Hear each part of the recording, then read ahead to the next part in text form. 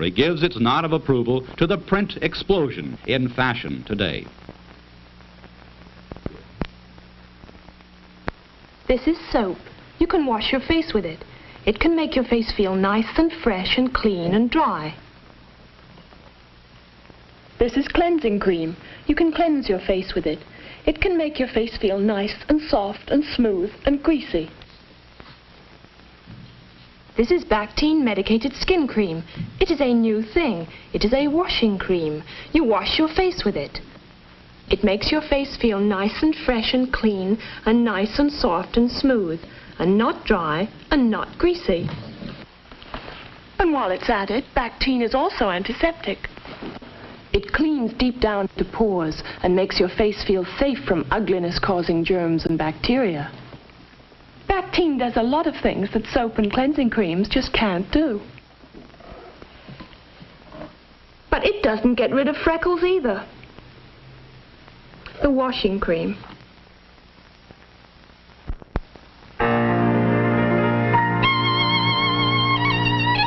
Alka-Seltzer invents a new disease, the blahs. The blahs is kind of like the blues, only physical. It's when you're down in the dumps and you don't know a cold is working on you. It's when you're not feeling right, but you don't know what's wrong. It might be a headache on its way, a stomach ache on its way. Oh, the blahs, who needs them? You know, we wouldn't have invented a disease unless we had something to take for it. Alka-Seltzer. If Alka-Seltzer can take care of real big upsets, think of what it can do for a simple case of the blahs.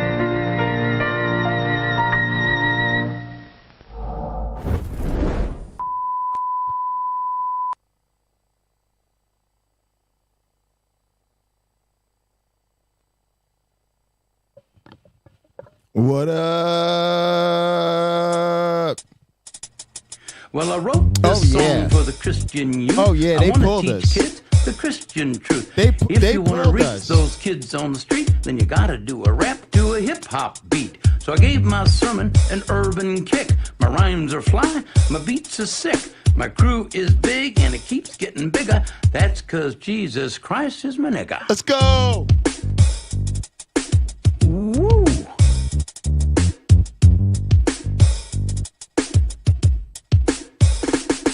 He's a life changer, miracle arranger, born to the virgin mom in a manger. Water to wine, he's a drink exchanger. And he died for your sins. I preach the word, that's my gig, and I rhyme better than Notorious Big. All the other MCs, I wish them well, but if you live in sin, you burn in hell.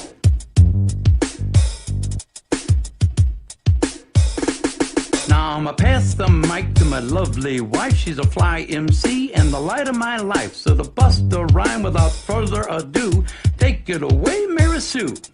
Jesus Christ is my nigga. He's the son of the original G. And he was sent to earth to elucidate the way that we should be. What? Like if another MC says you're a freak, you're a lame butt rapper and your rhymes are weak. I don't get mad and I don't critique. I forgive him and Turn the other cheek. I want to see y'all turning them cheeks for me. I don't cuss and my pants don't sag. I do exude a little Christian swag. And I'm proud to be an American. Jesus Christ is a nigga. Let his light shine through ya. Let his love put the cap in your ass and say hallelujah. Jesus Christ is a nigga. He's a homie MC, JC. You see, He's an honest, caring, peace-loving nigga like me. A peace-loving nigga like If you me. do drugs and you think you're cool, You need to go to Sunday school. Put those drugs in a garbage can. Stand up tall, You're a Christian man. Word up. Word up, homie. Yeah, that was funky fresh. That was dope, man. Hit We me. feeling you. Kick them fresh rhymes, bro. Yeah. That was great. Man, that was great.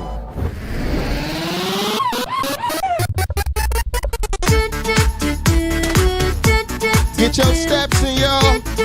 Get some late night exercise. What is going on? Get the blood flowing. What are you doing? Get your steps in. Get your Fitbit out. Give up when times are hard. Give up, have a happy heart. Give up, pray and obey. When you get scared, give That's up. what the worship let me pastor hear be you doing. This say. priest mode. When you in priest mode, you be getting the people worshiping. You be getting them out they sleep. You know what I'm saying? They be like, man, church felt great tonight, man. I really felt the spirit moving. I really felt the spirit of doubt in that place, man. Man, that worship pastor we got, man. I hope they give that guy a raise, man. I hope they give that worship pastor. Plus, he like doubles as the most high apostle. I mean, isn't that the cult? Isn't that the Pope of atheism? I mean, if you're the most high apostle of the cult of the flying man, and the cult of the flying man is the universal church of atheism, that kind of makes you like the Pope of atheism. I kind of think you deserve a raise if you're like the Pope of atheism and the worship pastor. I mean, that's what they say. I don't complain. Y'all know me. I got a day job. Somehow I managed to fit in a day job. You know, so I don't really complain like that. But that's what I hear them when they say that. I appreciate the love. Damn, y'all, we got more Kenny for you.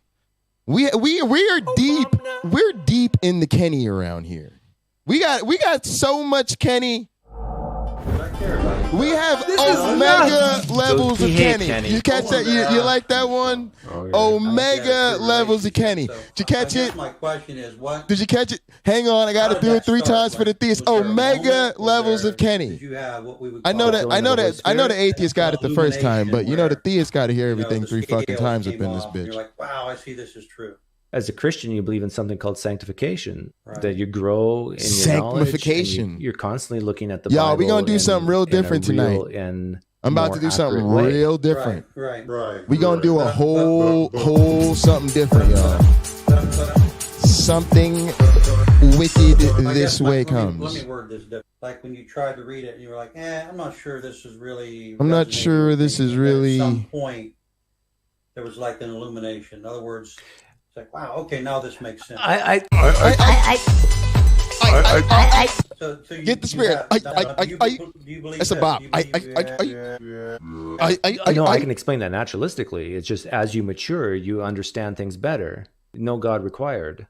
You mean mature as a human? Give me a pinpoint. Give me what was the default? There has to be a default at some point where you said, this is a sham. There is no one point because it's a process. Just like Christians will describe them coming to Jesus as a process. There's not one point I can point to and say, this is the issue that caused me to leave Christianity. It doesn't exist. And then when I did... Kenny, I really don't want to hear your testimony again. And whoa. Have I ever said that the experience wasn't real? For me? Oh, yeah, you did. No. Yeah, No. The attribution of what caused the experience is not real. 2 + 2 here is 4 in my book. If somewhere within the Bible, I would find a passage that said 2 + 2 = 5. Man, y'all some stupid motherfuckers. Question what I'm reading in the Bible. I wouldn't question. I would believe it, accept it as true. Kenny, God you are so far behind. No, Kenny, Kenny's such a nice guy, though. No, you listen. This is my channel, not yours. This is my channel. If you want to talk to me, then you have to release this whole idea that you have any control or power here. You do not. You do not. Got it?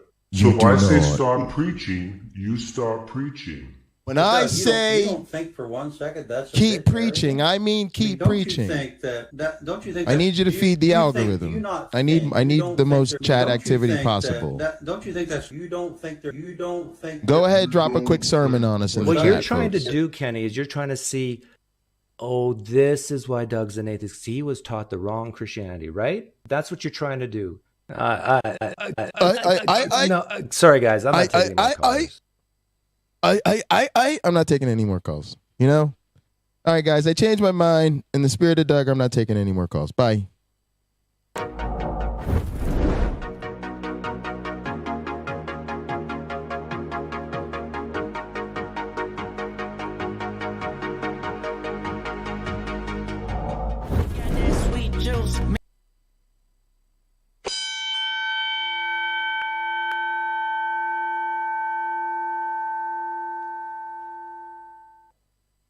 Please welcome your host.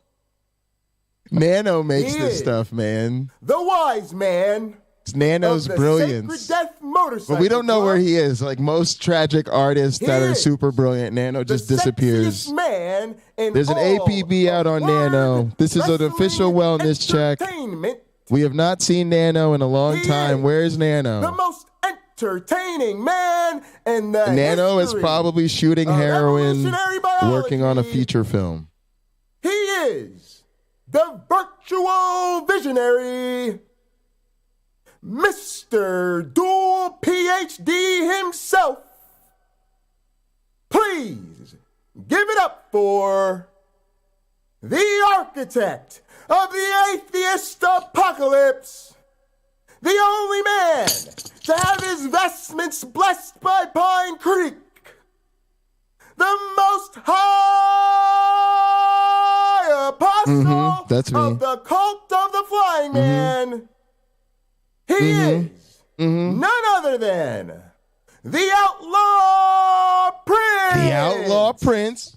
The one and only Jesus, who can save us. Dr. Heartbreak J.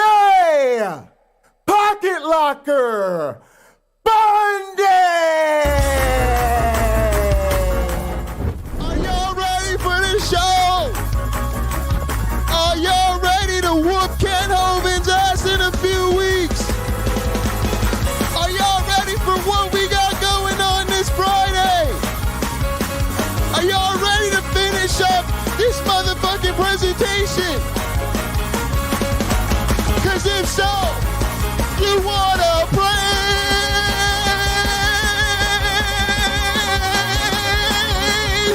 the flying man. I'm trying to let you know, you up there in the balcony, up there I see you. I see you up there, I seen you waving. I seen you prayers of doubt. I've seen your not donations of love. I've seen the way you've been sitting. I see it. I love you guys. You don't get enough attention. I love you guys. You can be a non-believer. You can be a non-believer. That's a fucked up ass suit. Please don't ever wear that fucked up ass suit to this church again. That's the motherfucking worst combination of colors I've ever seen in my life. Who the fuck let this nigga in the church with that fucked up ass suit on? But even you can be a motherfucking non-believer. You guys can be non-believers. I want to send a shout out to the kitchen staff, all the people, the janitors, the motherfuckers that clean the church, the office staff, my masseuse, my 3 girlfriends, their 3 side girlfriends. Man, y'all are behind every strong man. There's a gang of strong women. Amen. Hallelujah. All the people, the mods, the ushers, the viewers. Guys, the lurker jerker count is growing. Now that we've secured our Discord, now that we've secured our fucking restream, there's just a comfortable harmony between those that want to jerk and those that don't want to watch them jerk. So man, I appreciate all the new lurker jerkers. Man, all the people who watch later, all the people who answer the question of the day. And man, I got a special message to all our theist opponents that think they can stop us, but instead they just be promoting us, helping us blow up, giving us some people to whoop on for your entertainment. I want to send a shout out to LPP, Bible Research Tools, Donnie from Searching for Truth. I don't know what the fuck this channel is. Motherfucking Rob from Counter-Apologetics. You're the worst content creator on the internet. You really need to delete your channel. No, you seriously, bro, you need to delete your channel. Immediate. No, don't wait right now. Go delete it. Delete it right now. But by stinking up the joint, you make me look that much better. Shout out to Rob's boring, unsufferable, unwatchable ass. Rebecca from Bread of Life, sweetheart, I love you so much. I better leave it at that and not go into any further details. Erica from Gut Sick Gibbon, Doug from Pine Creek, Danny from Phil Talk, motherfucking Nate from Digital Hypnosis, motherfucking Derek from Pine Creek, Gut Sick Gibbon 4 times over, Derek a couple of more times. And all of you guys, the ushers, the mods, Tux, my one black friend, all the motherfucking mod squad. I can't name the mod squad. It's too many goddamn good ass mods, and I'm tired of them stealing all the attention. Lena, you took over for my birthday. I'm never gonna forget that shit. Wait a second. Lena, you gonna outshine me on my birthday every year though? I'm really never gonna forget that shit. They're gonna do this to me on my birthday every year. This is fucking awful. I'm done. This show sucks.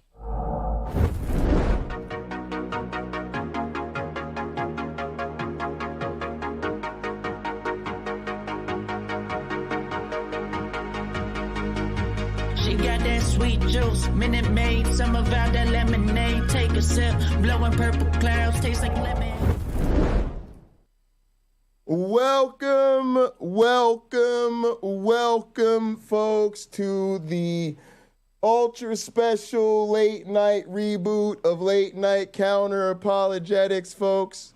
When we tell you that we are working hard around here to get canceled just so that we have a little bit of challenge, just to spice things up every once in a while, you see the proof. Unfortunately, I don't think we got a content strike. I think this is one of those things where they pull the stream and then they just say, bad boy, don't do that again. And then I think the last time, I think maybe this happened with them like way back eons ago on Twitch or something, and I was just like, ew, I was in that. I challenged this. And then like they didn't do anything, so... it's a little spice. We'll never know. We'll wait and see. We'll wait and see what happens. We'll see if anything comes of it. But, for those of you that have been around a while, y'all know how we used to get down. We used to try really, really hard to get ourselves pulled, just so we could practice rebooting. See who the real OGs are. See who the ride or dies are. But no, AR, appreciate you. That was pretty fun.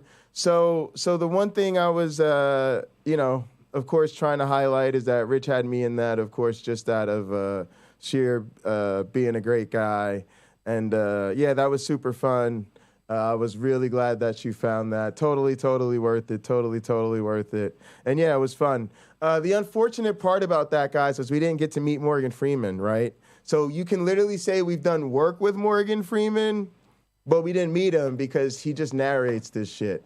But what was cool is like he is apparently a big fan of science, and a lot of the segments that were picked because he's actually a science nerd, and there are things that he's excited about and he follows. And so apparently we were on the show because he is excited about the LTE, and he's read some of the papers and Rich's other stuff, and he was geeked about doing a segment with us. Don't know why his ass didn't show up, but I assume he had Morgan Freeman shit to do, and so we're okay with that. Still an honor. Also, guys, there's another challenge out there. There's another Easter egg. I was in the lab of David Putz, and there's an appearance out there of when we were on the Discover Channel on a special about female orgasms. I kid you not.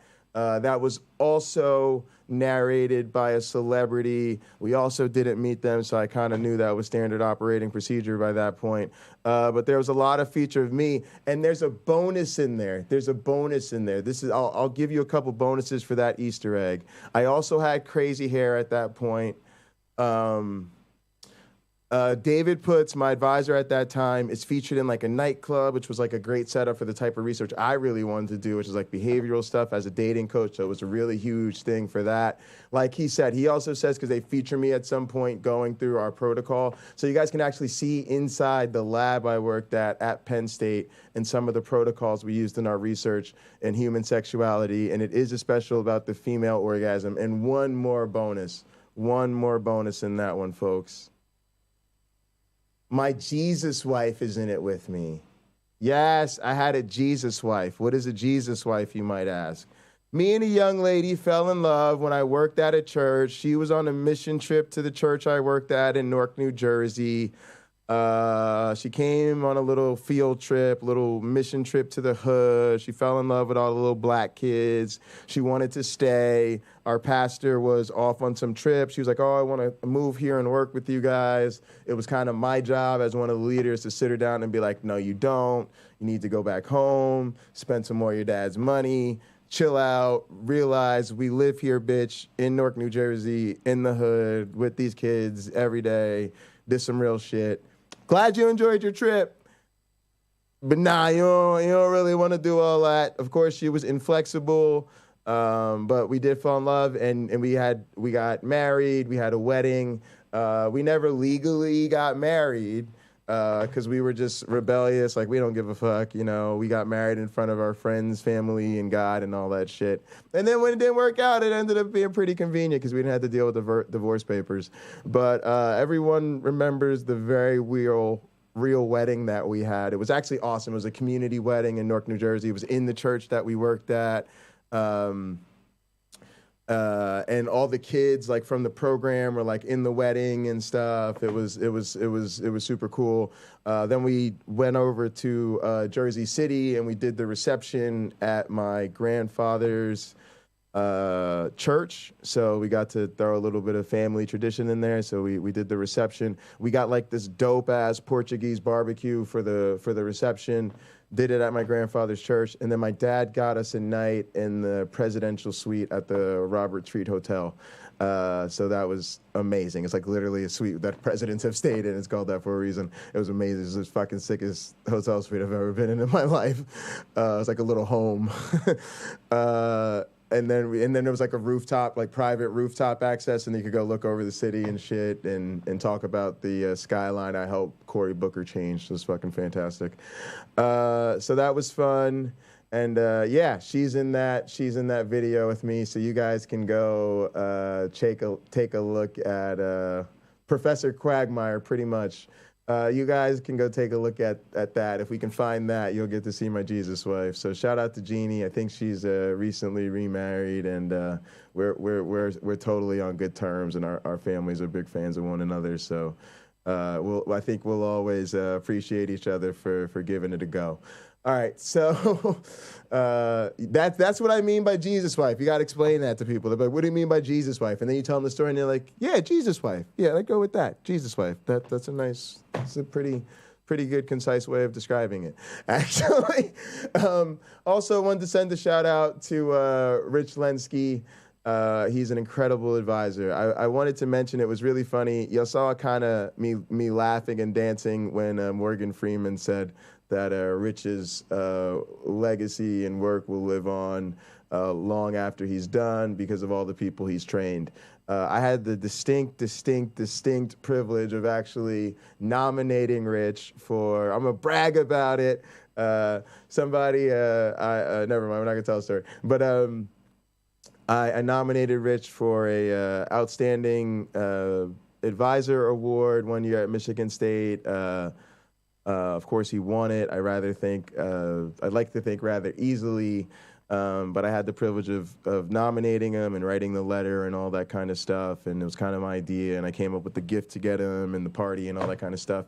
And the thing that was dope was, my lab obviously helped me out. Shout out to the lab. That was the big group effort in the end. And then, we got him a gift and a fossil. He collects fossils, so we got him a fossil. But the thing that I loved the most about writing that letter was I was able to say, if Rich Lenski had never started the LTEE, right? If he had never done this sort of historic, as you guys just saw, legendary experiment that he's so well known for on the outside, I said he would still be one of the most important biologists in the history of science. And that would be because of his influence on all the people he's mentored and trained. When you look at the LNCA family tree, all of the graduate students, the undergraduates, the postdocs, the collaborators, the teachers we've worked with, the list goes on and on. I could say you could just take that and let that stand on its own, take all of his scientific accomplishments, throw them out the window. He'd still be one of the most important researchers. And so it really is true that his legacy will live on. And what I say, it's really unfortunate. There's like this tree of unfortunate things. The unfortunate thing for people who only know about his experiment is that they don't realize, and they said they know about what a great scientist he is, they don't know what a great mentor and advisor he is, and how that's actually his #1 priority. His #1 priority is literally running the most diverse lab imaginable. Like our lab, usually if you take, like, literally, I'm not exaggerating, you can take 4 or 5 departments, right, and put all their diversity in a bucket, and they will not be as diverse as our one lab. And it was like that. Like literally, me and Nkrumah, my good buddy, who's one of my best friends, he's a superstar coming out of our lab. He's far more accomplished than I am as a researcher. And he's also like a super bodybuilder. He looks like a fucking He-Man. It's crazy. But him and I are like the only, pretty much the only black guys in our departments, right? And then we're in the same lab, right? Because Rich is faculty in 3 different departments. So there's 3 different departments in our lab, mostly from 2 different departments, but technically he's in 3. Anyway, and then I say for the people who maybe get to know that part of him or his sort of outside the lab contributions to science, they never get to really see what a great guy he is, right? Like Rich is just an amazing person. He's a great husband, great father. I'll give you my favorite Rich Lenski story. Here's my favorite Rich Lenski story.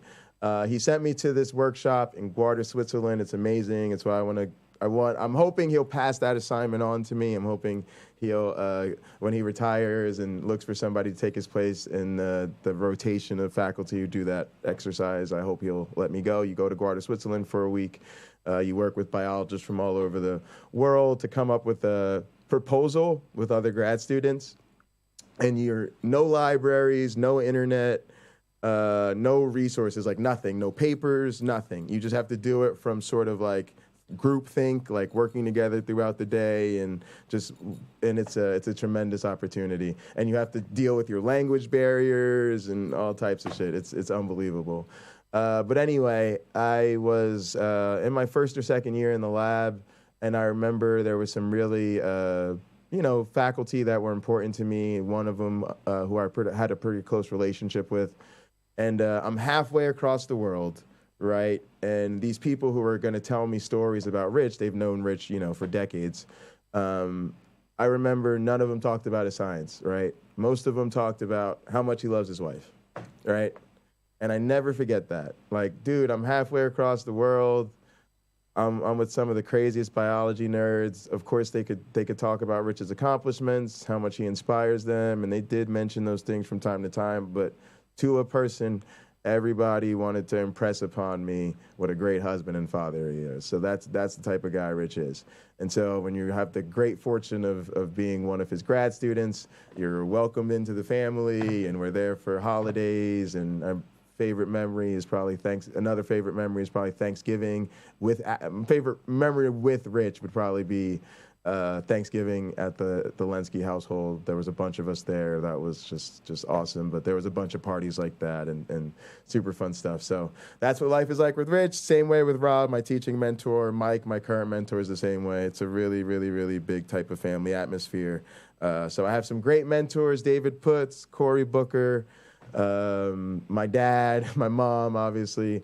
My grandfather, my grandmother, but Rich will always be at the top of that list. And the crazy thing is that now Rob Pennock, Mike, Louise Mead, some of these people are becoming even larger figures in my life than they have been previously, as I'm a postdoc and looking forward to an assistant professorship, right? I will always have mentors and somehow they keep becoming even bigger and more important in my life than before. So really, really lucky. Just wanted to tell you guys some fun stories and tell you guys a little bit about Rich. He's a great, great, great guy. So now you know why when LPP and especially Bible Research Tools talked about Rich Lenski's a failure and so was Satan and all of this stuff, it's like when you talk about my advisor, it's like you can say whatever you want about me, but you talk about my advisors, I got to cut you. That really triggered me, and I probably need to learn to not have that response. I'm sure Rich would have said, Jay, I appreciate it, but I really don't need you to jump down the throat of every creationist who insults me. You probably won't get anything else done, and I'm sure I'll learn that over time, but right now that I just couldn't sit through that. So, all right, I'm going to put some OG Roddy on, and we're going to vibe out, y'all. Thank you so much again, AR, for finding that. And I'll look for the Puts clip myself, and when we find that, we'll do something with it. And I'll find a way to do something with that Rich Lenski clip, but for now, maybe I'll put a link to it in the Discord, so when people join the Discord and they go to the links for my stuff, they'll see it there. Appreciate all you guys. Thanks for bearing with my long-winded stories. Let's go to No Competition.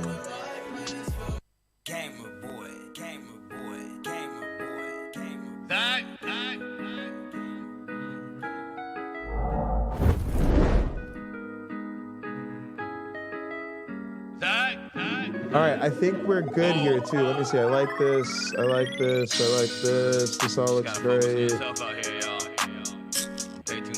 Let's do that. Let's save it. And then we'll go here. All right, we need to go. Oh, I remember. I switched to my camera so I could go find those things. I could switch to another screen and we could do something. I know what to do instead. Here we go. We'll put up the secondary screen while I find it.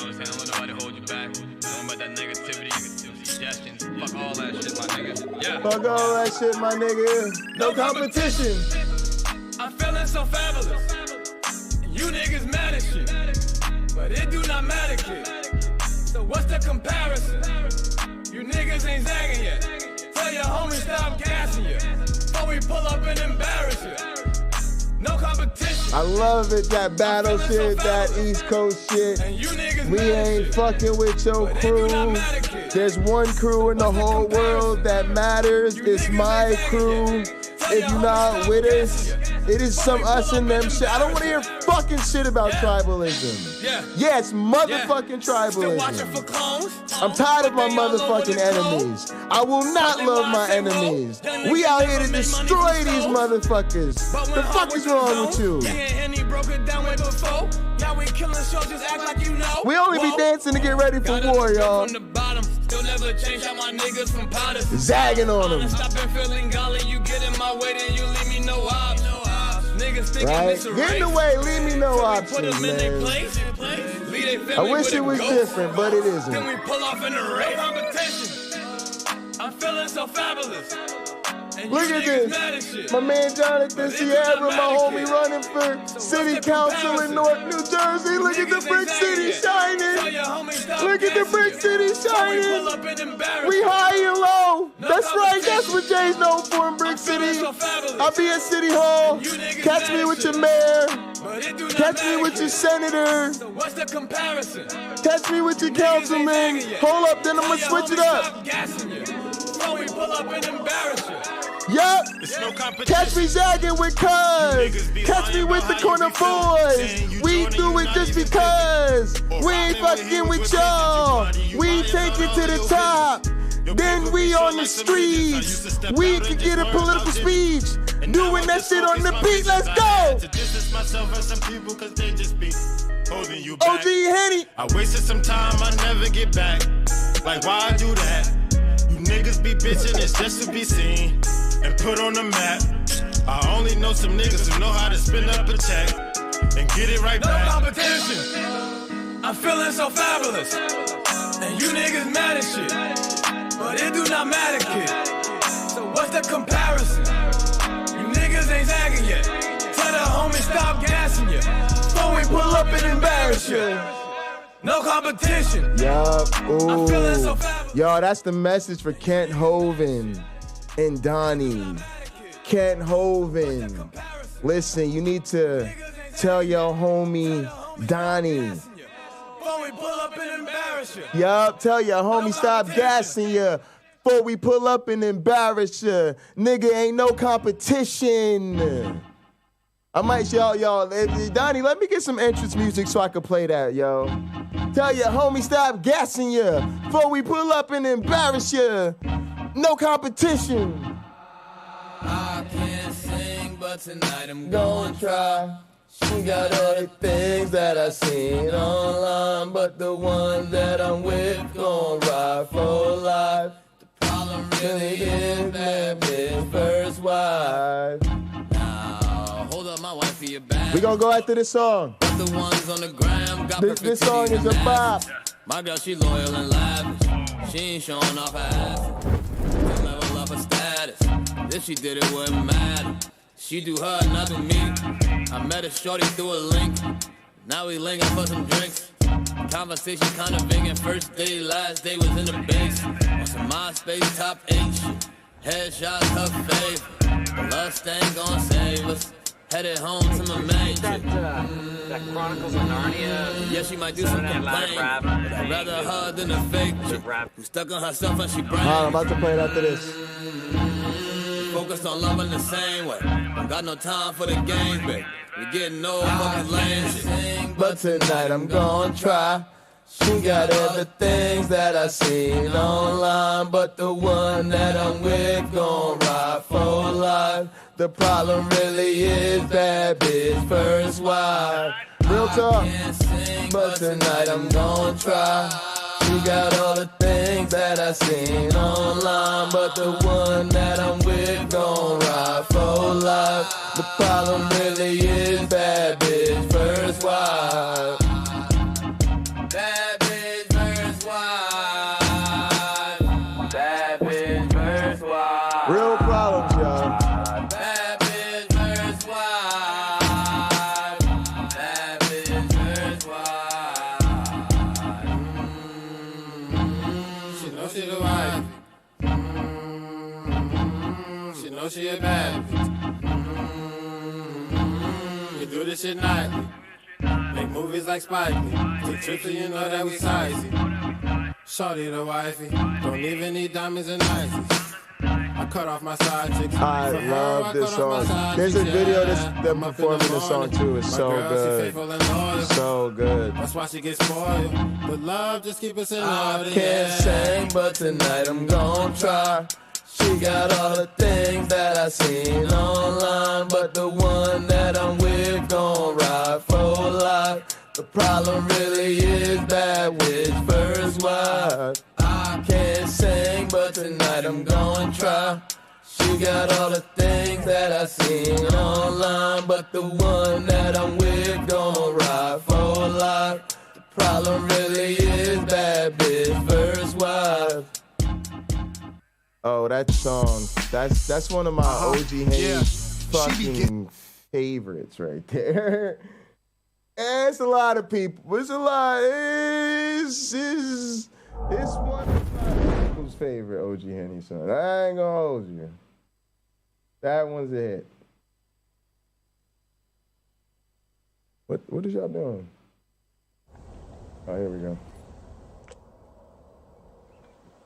Hey, Chris, you get that Chronicles of Narnia Saturday Night Live rap thing that they're rapping about cupcakes and stuff?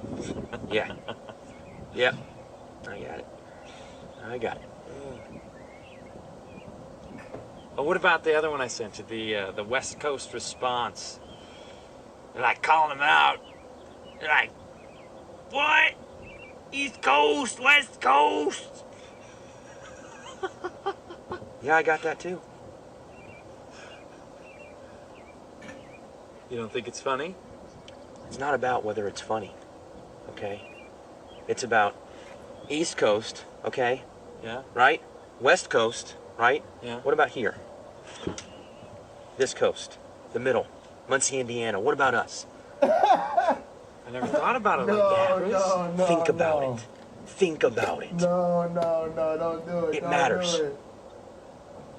No, we can't have East Coast, West Coast, and Middle Coast up in this bitch. No. I'll show you what I'm gonna do. Uh-oh. East Coast, West Coast, think you are the best.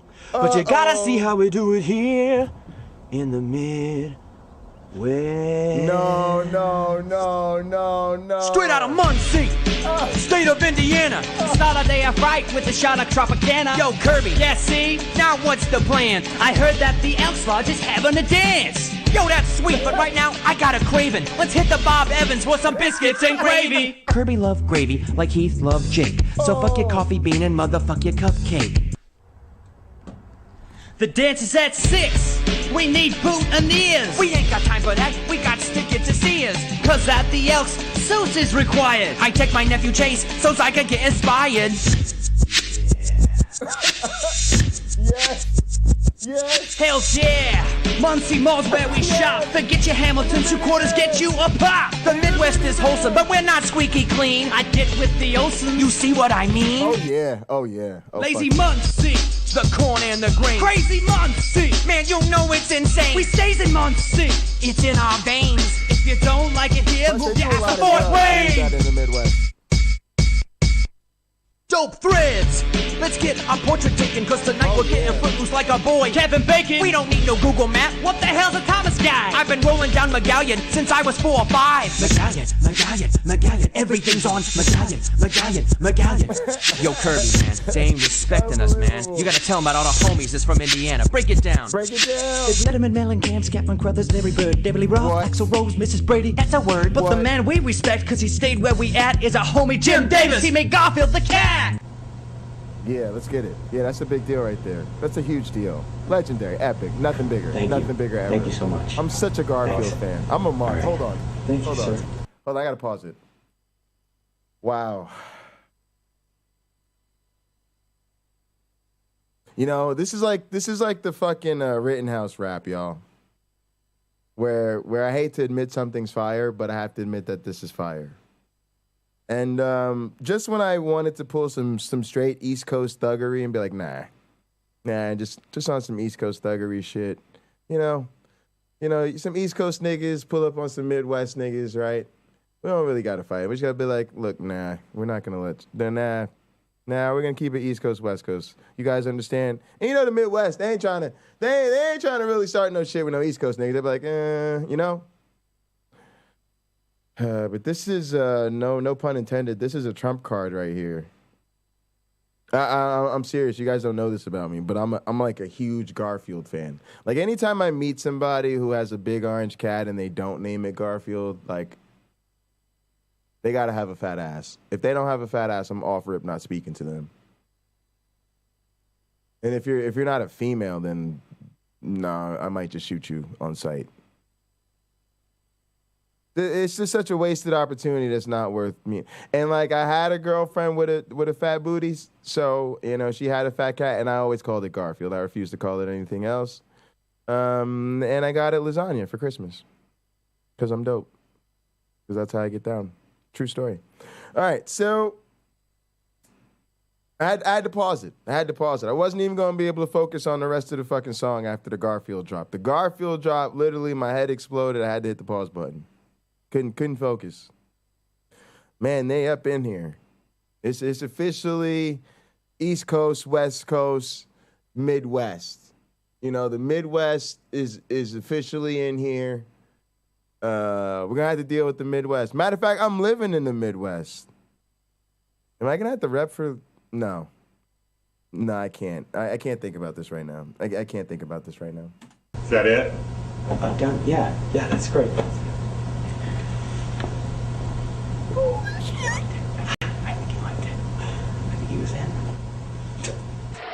Pull up to the club. It's off the Hizzle at the Elks. They be dropping fresh beats from Garth Brooks to Lawrence Welk. Look at all this parking, New York and LA. I take up 3 spaces, no need to valet. Yep. Slip to the back and float to the flora. Who needs a snack attack when you can dance with Dora? Lazy Muncie, the corn and the green. Crazy Muncie. Man, you know it's insane. We stays in Muncie, cause it's in our veins. If you don't like it here, move your ass to Fort Wayne.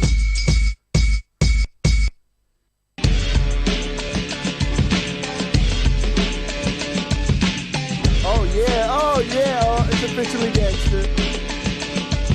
Oh, and they got the old ladies in there. Oh yeah, at the Elks Club. Oh, that's some real shit right there. Oh, they kept it real right there. Oh, okay. All right. I see you, Lazy Muncie. I see y'all up in here. I see y'all trying to do gangster things now. You know, I do have more respect for the Midwest now. You know, y'all really did it solid. Y'all really did represent the Midwest. You know? I'm gonna have to leave a comment, y'all. Y'all really did the Midwest proper. You know, we ain't even gonna spell it right. We gonna spell it like y'all really did the Midwest. You know, here, let's get it even more hood. Let's go. Y'all really did the Midwest. You know, we got to take that T off. We got to change the to duh. Y'all really did. You know, we'll make that RLY. You know. Y'all. You know, let's put like a few more L's in there. Yeah, y'all really did the Midwest proper. Saying. Like that, saying, y'all really did the Midwest proper, saying, yeah, that's you know, that's some East Coast nigga to West Coast, Midwest, upper, you know, whatever they are type of nigga. You know, they'll get it. They'll know how to translate. They real ones. They'll know what that means. Oh, I got to hear it again, y'all. It's right here. Please excuse me. If you're a libtard, if you're, you might have to, y'all might have to leave for the next 2 minutes and 30 seconds. I want to make this clear. I do not support anything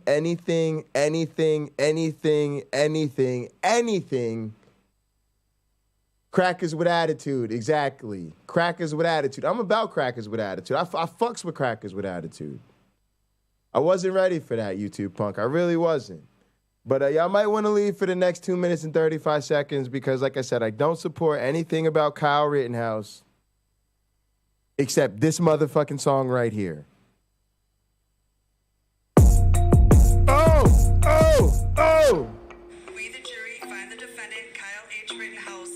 I don't support the decision. I don't support none of that shit. Don't politicize this.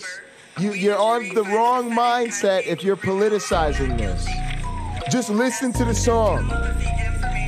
The song is a bop, and we all hate politicians. So vibe with the bopness and the hatred for politicians. Not guilty. It's a real nigga anthem. Rosenbaum, not really. The mob threatened Kyle's life, he got busy.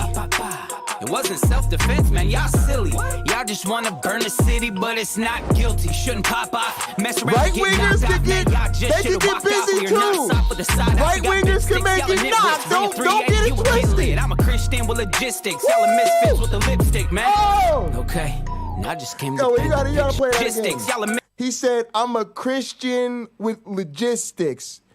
You're a misfit with the lipstick. Come on. Don't disrespect. Right-wingers keep down. This is a cracker with attitude, right? This is a cracker with attitude. You gotta gain respect, Shouldn't pop off, mess around and get knocked off, man. Y'all just should have walked off when you're not soft with the side off. We got big sticks, y'all are nitwits. Bring a 380, you will get lit. I'm a Christian with logistics. Y'all are misfits with the lipstick, man. Okay, and I just came to paint the picture. Your brains are on the pavement cause you ain't the victor. What is this about? You should have been quicker. You gon' listen now? Too late. Y'all about to make me pull a Rittenhouse.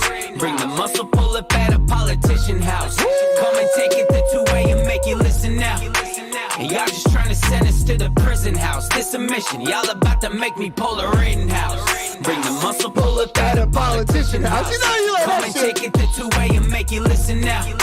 And y'all just trying to send us to the prison house. This a mission. Y'all about to make me pull a Rittenhouse. Listen, We don't wanna do it. You're forcing us to move and you're forcing us to use it. You're forcing us to organize, and that is how I view it. Trust me, you are gonna be mortified if we decide to lose it. Okay, got the camo with the ammo, call me Rambo this game. Got the red dot for the headshot, better get off my lane. And y'all don't want the smoke and y'all don't really want the pain. And y'all ain't nothing but a joke, it's nothing you can really gain. Okay, don't step foot up on my land. If you don't know, I'm about to tell you there's a line up in the sand. So what is this about?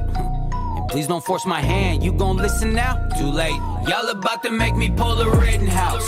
Bring the muscle, pull up at a politician house. Come and take it the two-way and make you listen now. And y'all just trying to send us to the prison house. This a mission, y'all about to make me pull a Rittenhouse. Bring the muscle, pull up at a politician house. Come and take it the two-way and make you listen now. And y'all just trying to send us to the prison house. This a mission, y'all about to make me pull a Rittenhouse. Oh man, y'all know the only thing that makes it okay to listen to that is that I'm an atheist and I just want to sin. And so as a person who wants to sin, it's like a sin against my sinful nature. Like my sinful nature rebels against the right wing. But then to sin against my sinful nature, I'm like, nah, let's get the, y'all about to make me pull a Rittenhouse and grab the muzzle, pull it at a politician house. Ain't nothing civilized or intellectually right or dignified or justified and none of that shit. But y'all about to make me pull a Rittenhouse. Bring the muzzle, pull up at a politician house. But the way you make you listen now. What? And y'all just trying to send us to the prison house. This is a mission. Y'all about to make me pull a Rittenhouse. Woo! Don't let real niggas get a hold of that. That shit get too good to some real niggas on some syrup. There's gonna be a whole lot of niggas doing a whole lot of shit that niggas can't get away with and only white boys could really. You can't really, you know, I'm safe here in my home. You know what I'm saying? Niggas, you can't ride around bumping that shit about pulling up to a politician house in the hood safely. Nah, that's asking for ass whooping from the police right there. Yeah, you can't do that. That's don't play that one in your speakers. You know, that's woo. But yeah, we gonna take a hard left because actually one of my favorite rappers of all time just got mentioned. And I'm like I was a really huge The Truth fan when I was a rapper. And actually I was into him because he used to show us that like you could really go hard in some Christian rap and keep it clean. Same reason I actually love Will Smith. I'm a huge fan of Will Smith as a rapper. Will Smith is incredible. Will Smith is one of the greatest rappers of all time. If you don't agree with me, you go fuck yourself. I don't really care. And now I see the Christ my kids. And he is my reward. Ask Hova about Will Smith. Go ask Jay-Z about Will Smith and get back to me. It's how I get my reward. I know I took the faith. And now I see the Christ my king. And he is my reward. Not that. I'm not seeing his face. Not worried about the things he'll say. Oh, wait a minute. It's how I get my reward. I know I took the faith. And now I see the Christ my king. And he is my reward. Everybody say. This is good ass Christian rap. And he got the band is live as shit. Live as fuck. Like a real ass artist. Keeping it clean. This ain't no soft shit. Let's go. Oh, the bass.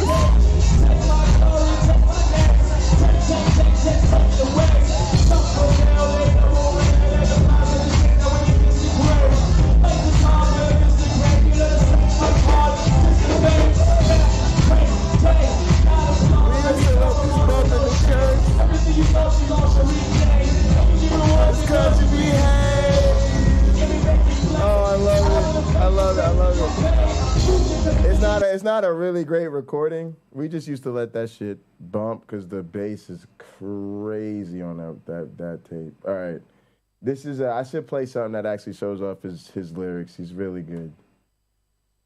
Let me do this real quick, and then I'll play this vegan rap. My testimony was less than holy. I thought that I was less blessed than my homies, just confessing only the big sins. I thought that was a badge of honor. I thought I had to have a story that was packed with drama, but I ain't never been shot, no big crimes. Never smoked weed, never drank, I never did time. I grew up with both parents, both cheering me on, teaching me basic things like no swearing. It's so apparent I came up in the church. Oh, he's so That's where I good. gained my worth. Learn to pray and to serve myself for God, displaying His worth. By living without blame on the earth, just the average kid. You know the type that like to play. Yeah, in the he's dirt. so good. He's so good. I'm jealous. I wish I saw him in concert. I was still watching the concert. No hurts, and I knew that I was called before the day of my birth, and it's like that. I ain't got no horror story. God kept me in my youth. I give Him all the glory. Thought my story wouldn't flow, but now I know the blood of the Lamb has saved my soul. That's my testimony. I ain't got no horror story. God kept me in my youth. my God, so you're taking me back. My story wasn't dope, but now I know the blood of the Lamb has saved my soul. That's my testimony. He's really good. He's really good. He's a great performer. Really, really a huge, huge fan. If you gain weight from too much chow, I will never call you a cow. I respect you and cows. Don't use cow as an insult. If you eat every single fig, I will never call you a pig. I respect you and pigs. Don't use pig as an insult. We need this, guys. Animals are innocent. Don't be speciesist. We need vegan hip-hop Never use the name of representation. an animal as an insult for a And this feels very vegan. human. Animals are innocent. Don't be speciesist. Never use the name of an animal as an insult for a human. I wish your monkey ass would tell me how to fucking talk to other monkey ass motherfucking monkey human beings. You motherfucking primates. You motherfucking hominid. Motherfucking animal. You eukaryotic piece of, I don't know, some other words I can't think of. Chordate trash. You're a motherfucking urogontaglier chordate piece of monkey horse shit. Made of nothing but time and stardust and bullshit. If you avoid thoughts that are deep, I will never. And now don't go leaving and getting mad. We get some complaints from people who like to be dominated around here. And they like it. They like for me to talk dirty to them and curse them out. And they say I don't do enough for them. So don't judge them. You got to be more inclusive. Call you a sheep. I respect you and sheep. Go fuck Don't yourself. use sheep as an insult. If you get scared and your pulse quickens, I will never call you a chicken. I respect you and chickens. Don't use chicken as an insult. Animals are innocent. Don't be speciesist. Never use the name of an animal as an insult for a human. Animals are innocent. Don't be speciesist. Never use the name of an animal as an insult for a human. If you're disloyal and we have a spat, I will never call There's you a a rat. reason why I this respect world's going to you hell. and rats. Don't use rat as an insult. If you check out women while out for a jog, I will never call you a dog. I respect you and dogs. Don't use dog as an insult. If you complain that I just noticed the most vegan part of this whole thing. This is, no, I no longer support this. I know, we're no longer doing that. I don't support this. This is that thing where somebody comes up to you and you go up to them and you're like, yo, can you stop being a fucking asshole? And they're like, oh, you're calling me an asshole? This is the shit Rebecca did to James. You're calling me an asshole? I can't believe you would call me an asshole. Now I could call you a dog, but I would never call you a dog because I'm above that. But I mean, I could call you a dog, but I don't want to call you a dog. I mean, you are demonstrating dog-like behavior, but I don't want to call you a dog. But how dare you call me an asshole? You know, I could say you're a coward piece of shit chicken, that you've got no courage, no balls, and that you're scared of your own fucking shadow. But I wouldn't call you a chicken. That'd be mean to you and mean to chickens. I could say your wife's a fat heifer, that I don't know how you sleep next to that cow, but I don't want to insult your wife. I'm not the type of person that insults people's wives. And quite frankly, I think that's derogatory to both cows and your wife. Right? I just caught that, y'all. It took me a minute to realize what was happening. You know, I'm a scientist. I'm a little slow when it comes to anything that, you know, isn't sort of doing all the work for me, automated on a supercomputer. So having to do the thinking here for myself, it kind of took me a while to catch up and figure out what was going on. But once I caught up, I realized exactly what was transpiring. They're like, I could say you're slow as a fucking sloth, Jay. I could say that you've got the intelligence of a fucking banana, you know. But that would be an insult to plants everywhere. And I don't want to do that to the plants because I'm a vegan, you know. That's I see what happened there. All right, guys, let me I'm going to put something on for you guys where you guys can think about that, and then I'm going to find my data, and then we'll get back to that. And yeah, that's how we'll do this. All right, so the thing we're going to watch right now, we're going to go to my library and my history. That way I could find, we're looking for that gin and truth, guys. The topic of rape, there we go. Your need, correct. Your need to be consistent with your Bible. Your need to be the last person standing in a debate makes you say fucked up shit. I'd say you're dumb as a rock, but that would be insulting to rocks. Exactly. I love you guys. Do you actually believe what comes out of your mouth? Or again, do you just have to satisfy this addiction? No, actually, I thought it was great. I loved all of those. Actually. I thought they were all great. I just want to make sure I get back to what I was doing, and there was no way that was happening. I'm kind of used to thinking while Robert Reed is gone. I don't have to stare at him. What the correct? Fuck? There we go. Now, gang, Uncle Bobby has shared with y'all. I teach women self-defense. To those magnificently strong. I'm just scratching all over the place like I'm on drugs and shit. God damn. That was for those incredibly strong. Y'all know what it might be, y'all? It might be Uncle Bobby's pre-workout. Uncle Bobby probably does. Nkrumah sometimes has you take these. He takes a lot of these pre-workout powders, and they actually make him like itch like that. That might be one of the things. I wouldn't be surprised if he takes a bunch of shit because he goes pretty hard in the gym. I imagine. Women. And he trains and does fucking martial arts and all that shit too, and all the self-defense classes. So, wouldn't surprise me. That I teach self-defense to. Back on topic.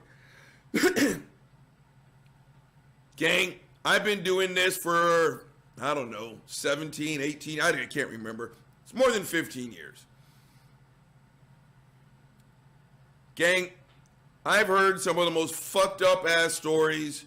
Thanks, you too. That I did not know it was possible to fucking hear. I'm just pulling up my data real quick. And just when I think I can't hear a story more fucking grotesque, the lady who hit me with some knowledge on Monday, the lady that comes in first thing on Tuesday, she was like, oh, hold on, bitch. Have your story, hold my story's beer. And then I hear some fucked up ass shit, and I've kind of slightly but not really shared with y'all. The one that just hits me the worst, and again, it's one of the few times I've ever broke character. Right? Cried. Just fucking, you can't be serious. Well, I break character a lot. No details, of course. But gang, she sat there, and while she was reading, she wasn't reading, I'm sorry. She was taking notes, right? And she was talking about what happened to her. And she was talking about it in great detail. Very explicit, sexually violent detail. And the whole time she's talking to me, you would think that she was reading IKEA instructions on how to put together this dresser that she just purchased. And all right, guys, let's smoothly transition here to. Oh, actually, I should have put this on. I know what to do. Let's set up my desk scene. Oh, that's good. There's that. Here, play this for a second. I'm about to come back. Here, give me a second. This attack happened because it was by the same member of her family. This person would do something. No, I'm not going to say it. And it's incredibly fucked up. And this person would do it, and then certain things would happen after that. Now, then it got to the point to where when she finally left the house at 18, in order for her to engage in a sex act, she has to recreate. Gang, at the end of that story,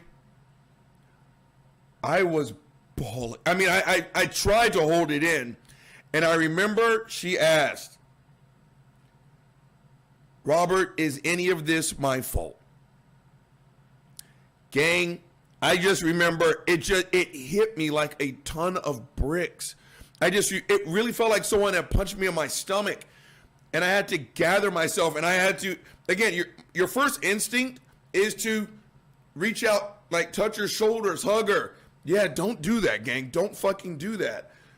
And I just remember my voice softened. You know, I went from, okay, we do this. You got that. Yeah. To just, no. Please don't ever say that about yourself. You did not ask for any of this brutality. Gang, it really fucked me up. And again, Uncle Bobby obviously likes to do a little drinking. I'm not going to lie to you. I came home and let's just say I drank for all the wrong reasons, right? Yeah, all right. So what I'm showing you guys here is sort of what I talked about before, and this is what I'll need to pull up tomorrow to show people. And also we'll probably fill in the data in the thing. But basically what happens is the example here basically pretends that you have 5 students in each group, so a class size of 15. That might seem small to a lot of teachers. It's easier to do with a much bigger class. Rob and I teach with a class size of 15, so it's kind of a perfect example for that. And what happened is each student does 10 replicates. And so they put the average fitness of the population here, and then they put a 1 or a 0 to indicate whether or not any of the organisms in the entire population evolved the ability to perform the 2 new functions. This spreadsheet automatically does all the math for teachers and students. It's provided for them in the zip file of the resources for the exercise. They basically just clear it out, and it fills in automatically. And then it tells them what the total average for the group is, and then tells them the number of populations that perform either function. I think I probably have a more complex version of this that then calculates percentages, but I don't know if I want to even show that. It's not a big deal. Normally the students just do that as, I think it's maybe in the worksheet for them. Let me see what the worksheet says. Yeah, so there's the students' data. I did 10 reps. The average fitness was 404, 2 and 0. Let me see.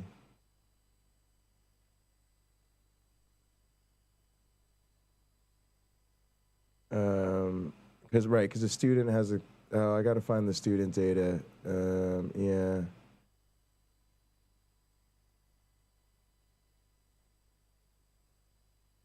Yeah, okay, here's the class data. All right, okay, and there's a link. Let's see what the link goes to. The link will probably be to my actual class data. Let me switch scenes in case there's my students' names and stuff on that. Let me clear that out.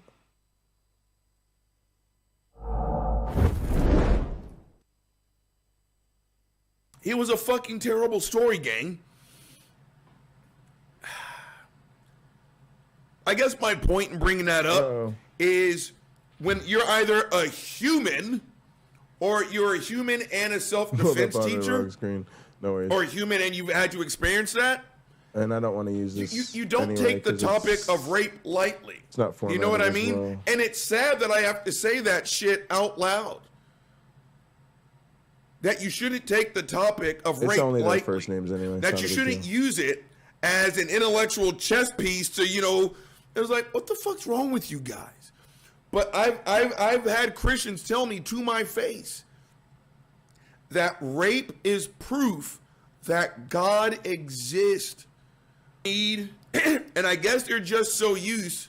No, hold on, gang. Got a fucked up ass text. Okay. I told y'all, when this shit comes to my full-time job, what's going to happen? I'm going to have cirrhosis of the liver. My liver is going to be so black and bloated, you'd think it could have played left tackle for the fucking New Orleans Saints. But back on topic. Because I'm just going to sit here and get all kinds of fucked up. And, you know, if I start recording at like fucking 11 o'clock, how many of these things are you think I'm going to have before my show turns into clear, coherent sentences?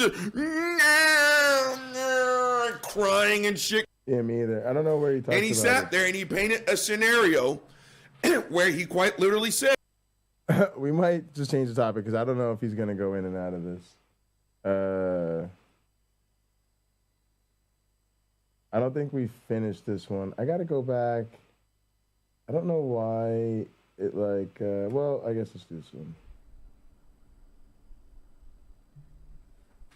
All right, gang, let's jump into this shit. Took a long time for the El Computador to boot up. But, god damn it. Boy, I fucked this up already. But, gang, Uncle Bobby was not going to start ranting so early. But you guys know the drill. Uncle Bobby saw some shit. So now Uncle Bobby has to rant about some shit. Now, gang, I don't even know where to begin because this is guaranteed to be a stroke-inducing topic. So let's rewind the game tape around 2.5 months ago. Gang, I don't like being around humans. I just really don't. This is my safe place. Oh yeah, by the way, I'm back in my kitchen, fuck faces. I don't like leaving my house. Period, end of story. I go to work, I go to the gym, I come here, that's it. But the one thing that I always look forward to, gang, is my Letterman's reunion. Food. And I've always said, like misery binds people. I forgot something. Right? Now, again, now I'm going to sound like that old guy. Back in my day, Shani. But, yeah. Fuck faces. Once upon a time, again, people always ask, you know, Robert, should I let my kid play football? And I'm like, yeah. Football's never been safer. I mean, quite literally, gang, I played in the generation to where if you even asked for water, and I'm just going to go on like I hold my tongue anyway. You were a faggot, you were a pussy, don't be a woman. You couldn't do any of that stuff. We didn't know what concussions were back then. Gang, I have memories of teammates being knocked the fuck out or knocked almost the fuck out. The athletic trainer will pick you up, hold you by your face mask while a coach asks you, hey, Jason, what's your name, Jason? Jason will say Timothy. Everyone else is laughing. You know what the coach will say? It was a boy's name, and they would throw you back out. Gang, hold on. I'm getting all these fucking pop-ups. Now it's McAfee, 30 days. Okay, back on topic. So, guys, what I'm confused about in this example is how the fuck did he know my name is Timothy? Football used to be an incredibly barbaric sport. And we all made it through. Kind of. So my point is, like misery binds people, right? You get the dude from Bud's class 223, meets the dude from Bud's class 115. They suffered, so there's a bond. You've got this lady or birthing person over here who gave birth to a kid doing cartwheels out of their vagina, holding on to 2 sticks of dynamite with fucking grenades tattooed to their fucking ankles, right? blew their shit all the way fuck up. This one is 50, this one is 30. There's a common misery that binds them, right? If you were a New Orleans Saints fan for as long as I have, you sat there and you remember the days where the fans would walk into the stands with the brown paper bags. We weren't the Saints back then. We were the Aints. You guys remember that? Now, I'm a middle-aged Saints fan, and if you can find someone who's like 60 who remembers it before common misery binds. Now, that's a really long way to tell y'all that's why I love going back to my Letterman's reunion. It's one of the few places outside of this house where I feel safe. Gang, I've got breathtaking trust issues. And I bled with those guys. Cried. We sat with broken bones and shit like that together. I look forward to seeing these guys. And he's like, I haven't seen you in a year or 2 years. Bam, it's like we got transported back to 1994, right? So I like going to my Letterman reunions. Now, the first night went off without a fucking hitch. I actually had a shit ton of fun laughing because, you know, my teammate, and one in particular, he was Mr. Dashing, Mr. Sexy, handsome, and all this other shit. His monkey ass comes up there with a bunch of gray hair. And then I started talking shit, and then I started to realize I've got more than he does. And so it's a really good time. And the first night went off without a fucking hitch. Ended up in a cigar bar. I hate cigar bars. I didn't even care. To see Todd, Mike B, I mean, you name it. It was just a really good time. The second day was the spring game. Now, gang, spring games are just, they're for the fans. It's 100% scripted. It's like WWF wrestling. The drama is scripted. Nigga, what you say? Nigga, what? No, actually, somebody might clip this and send this to him, and then he might fucking chop me with them sticks. Nah, continue. But the violence is real. And so you just go out there and you put on a show for the fans. That's all spring games are. The violence is real. People ask me, oh, what did you think about the spring game? I was like, I didn't even fucking watch it. Oh, but you went. Gang, this is what normally happens during the spring game. Uh-oh. Right?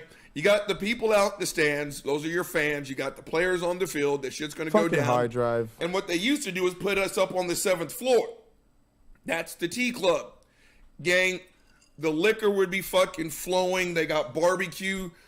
Before 15 minutes into this game, we are so slobber knocker drunk. And so people are like, you know, what'd you think? It's like, motherfucker, I was on my 13th drink. I didn't watch those fucking kids play football. So again, it's just a really good time. Now,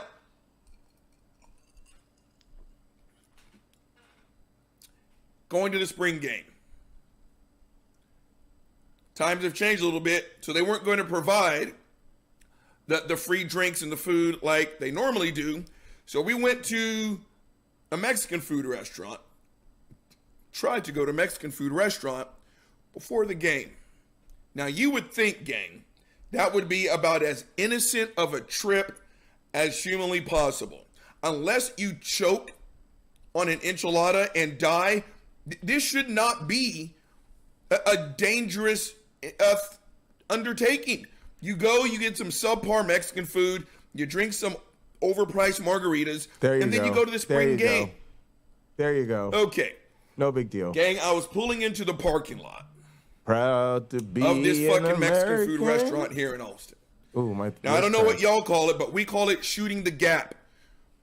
It's that you got about that much space and that much time to cross the lanes. My dad always called it shooting the gap. Just like you do in football. Now, I didn't have to shoot the gap. I had the turn, so I went in there. The road was relatively empty. Behind me was a black Mercedes SUV. There was a woman in there, a white woman. There's a reason why I'm telling y'all that. If she just would have pulled in, no harm, no foul. There was no gap to shoot, is my point. Gang, as soon as I started to turn in, it was like the fucking Dukes of Hazzard up in this bitch. She almost fished, she hit the accelerator, gang. And as I'm going in, I swear to you, she was this close to me. To the point where I was like, holy shit. Yeah, she almost rear-ended me to get into this fucking parking lot. Now, it was very noticeable. I kept my cool. I think about that point, the worst thing I said was, what the fuck? I am going around because I wanted to see where another parking place was. Now, as I looped around that black SUV, as I'm doing this, gang, she does this right here. Let's say, bam, bam, like this right here. And I'm like, what the fuck is your fucking problem? She almost rear-ended me, and then she almost fucking T-boned me, gang. Now, when I tell you, the combined space between the rear end and the T-bone. Now, these are two motor vehicles. At that point, I was in my dad's SUV. The combined space that she missed me by, 8 inches. When I tell you that is exactly what I mean. Now, I can't figure out how to place this. I was not going to do much other than say, what the fuck is your problem? I wasn't going to talk about her race, nothing. But you almost rear-ended me, right? I was pissed off. I was agitated. You want to know why? I had a fucking reason to be. Now, I get out and I realize there's a white woman who's about 5'3". I was not going to get close. I was not going to get buck, right? Just so happened, Squid was sitting there. She said, what the fuck? And she stood there and eyeballed this white woman. Now, I'm going to say the word white woman about 952 times right during this little talk right here. So go ahead and buckle up. And if you're that goddamn sensitive, trust me when I tell you, this is not the video for you. So as the Squid's like, what the fuck? She gets out. She's got her daughter in the car, right? All right, I need some alcohol. Because again, gang, this is some bullshit. And you're going to see why I'm telling you this fucking story. She gets out. And again, 100% in the wrong. And I don't know what it was, but all of a sudden, she wants to back off and put the step on the accelerator all at the same time. I don't want to talk about it. I don't want to talk about it. But I'm like, you almost fucking hit me. The Squid is just, the eyeballs are just saying, if I had her prison shank, bitch, you just saw your last sunrise, right? And she will not, again, it's real simple. Say. That's a great question. I don't know. I probably wouldn't do it. What up, Taco? Welcome back. I'm sorry. The topic is dropped. Also, what up, Joel? Yeah, I was having a What bad up, day, Leanne? whatever. Just make an excuse. If she just would have said, I don't like black people, that's why I tried to hit you, I would have said, at least now I know. Enjoy your fucking meal, you raggedy bitch. But I just built, hashtag unprofessional. The fact that she was so fucking cruel about it and yelling at us like some way, somehow, again, it's like, how dare you not let me hit you with my fucking car? Now, gang, by this time, already in the restaurant. Now, she wouldn't let it go. And gang, if you have not noticed this about me, I can't back away from a fight. I literally, it's not how I am wired. It's going to cost me big time one day. But I cannot back off of a fight. Now, again, my hands were in my pockets. I don't touch girls. That's just the bottom line, right? I cannot think of a scenario where I would duke it up, right? So we get in the fucking restaurant, right? She is still running off at the mouth. I don't want to do this in front of my daughter. I don't want to. It was like, then you shouldn't have tried to hit me in front of your fucking daughter. And she wouldn't let it go. She wouldn't let it go. She wouldn't let it go. I'm trying to move the Squid out of the way, but she dropped her fucking gravity like a goddamn judoka, right? And I can't move her. I was like, do not fight this woman. Do not fight this goddamn woman. Now, she's sitting in there, and at this point, gang, The entire restaurant is turning and staring at the check-in desk because she wouldn't let it go. Now, gang, like I said, you do not know the lengths you would have to go to intimidate. Like my father, I am very well prepared to go to zero. The question is, are you ready to go as far as I am? Right? I don't like zero. I don't enjoy pain. I'm just not afraid of it. So while she's sitting there running off at the mouth, calling me everything but a child of fucking God because she tried to hit my car, she did this right here because she's wearing her sunglasses. She pulls off her sunglasses and was like, and I was like, is this bitch strapping? And I'm saying, she would have to jump to get as high as my fucking chin, gang. And in my mind, I was like, she has to be strapping. There's got to be a Glock in her waistband or something like that. And so when she gave me that look like I'm about to fuck you up, I took off my sunglasses. And it's a very standard issued Robert Reed line. So much, in fact, that people at work, when they hear someone say something like, Robert, you have to, they're going to say, hold on. All he has to do is stay black and die. Everything else is a choice. You better get that bass out your fucking voice and show me some fucking respect. I say it so much that other people can now finish the sentence because it's the truth. I don't have to do a goddamn thing. And if you want something from me, you better ask me nicely. I kind of like that. Get that goddamn Mm. bass out your voice. I'm not your fucking kid. So she pulls off her sunglasses and it was like, I'm a white woman. Shouldn't you be on your knees right now? So I took off my sunglasses and I straight up told her, bitch, we do not share a bed nor finances. That prison stare does not work on me. I don't know who the fuck it is you think you are. And get gang, the drama was real. Here's the point of the story. She gets closer. Now, I think other than common sense, the one thing that separated me from her was the squid, the barrier. She got close after all that bullshit, and she said, I work for the police department. Oh, wow. I'm going to explain that statement. I look back and I realize the words out of my mouth, probably not the smartest thing I've ever done. But in the same situation, I'll do it again. I said, call them. You know the cops personally? Call the fucking cops. Go ahead. Call the fucking cops. You know what she didn't do? She didn't call the fucking cops. Gang, sat down, ate, paid my bill. I walked past her table because I'm not smart. And as we passed, I turned, I looked at her, I said, thank you for not calling the cops. You know what she did? Gang, she was still eating. She was still eating. Going out to my car.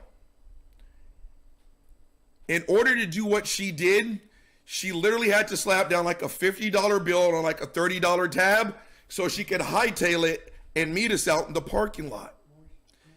While she's doing that, gang, while she's following us, she's doing this, taking pictures, and, you know, smiling, taking pictures of my car, my dad's driver's license plate. And here's a fucked up thing. If she would have had those plates traced by her police friends, they would have ended up at Fort Sam, Houston, Texas, knocking on the door of an honorably discharged fucking veteran. Well, you dumb motherfucker. Gang, I came back. Bitch, you're carrying too much. I was so livid. I couldn't even go to my spring game. Lena, is that a t-shirt? Bitch, you're carrying too much? I feel like that's got to be a t-shirt. Now, I'm going to make my very first attempt at linking a video entitled, I Got Karen'd Today. Gang, I didn't go to the Letterman's reunion. Brought my ass back home and I ranted. You guys want to know why? I felt unsafe. I don't feel safe walking out of my house anyway. That right there reminded me that I'm quite literally one white woman set of tears away from seeing my last sunrise. Here's the significance behind her saying, I'm going to call the cops. Oh, it's a Cult of Dusty segment. She Wow. weaponized her whiteness. Because this country has taught her. She has generational knowledge that no matter what the circumstance, the black person is guilty. There is no scenario that you can walk in to where you aren't automatically correct no matter what. You want to know why? You are a white woman. You do not call the cops on a black man because he did not let you hit him with your car. Now, she bucked up. She had a bad attitude. She was trying to throw prison stares. She was the toughest woman on the set, guaranteed. But here is the fucked up portion, gang. If she would have called the cops, the moment the boys in the blue show up, she would have transformed. It would have gone from, fuck you, what, you want some? You want, Mr. Officer Daddy, sir? I was reading my Bible and I was quite literally in 2 Corinthians chapter 2, verse 19, and then this big black nigger just shut up. I hate me some white bitches. I'm raping white bitches today. I need some fucking reparations. I hate white bitches. She would have pulled out the tears, and those tears could have costed me my life. Gang, it is a generationally passed down trauma. I am 6'3", 200 whatever the fuck pounds, muscular, bald-headed, and if you don't know me, if you just see my straight face, I look like I'm an axe murderer. Those cops don't know me for shit. They had no idea what my story was. They didn't know that I've got a great reputation in the community as a self-defense teacher, a woman's self-defense teacher. They had no idea I was on my way to a Letterman's reunion. They know nothing about me. But the moment you assess that situation, that a tiny, petite, blonde-haired, blue-eyed white woman in a fucking Mercedes with her white daughter, all they see is my black ass. Gang, I still look like I can play. I can't, but I look it. The exact same set of physical attributes that made people reach in their wallet just to watch me play football so I can dunk someone on their neck. It was a gladiator sport. People loved watching me pick people up. Again, I played long before safety protocols. You know what we called targeting back in those days? A great fucking tackle.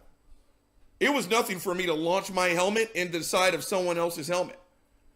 One of my favorite sacks, I don't know why I remember it, probably because I played against him in both high school and college, against Robert Hall.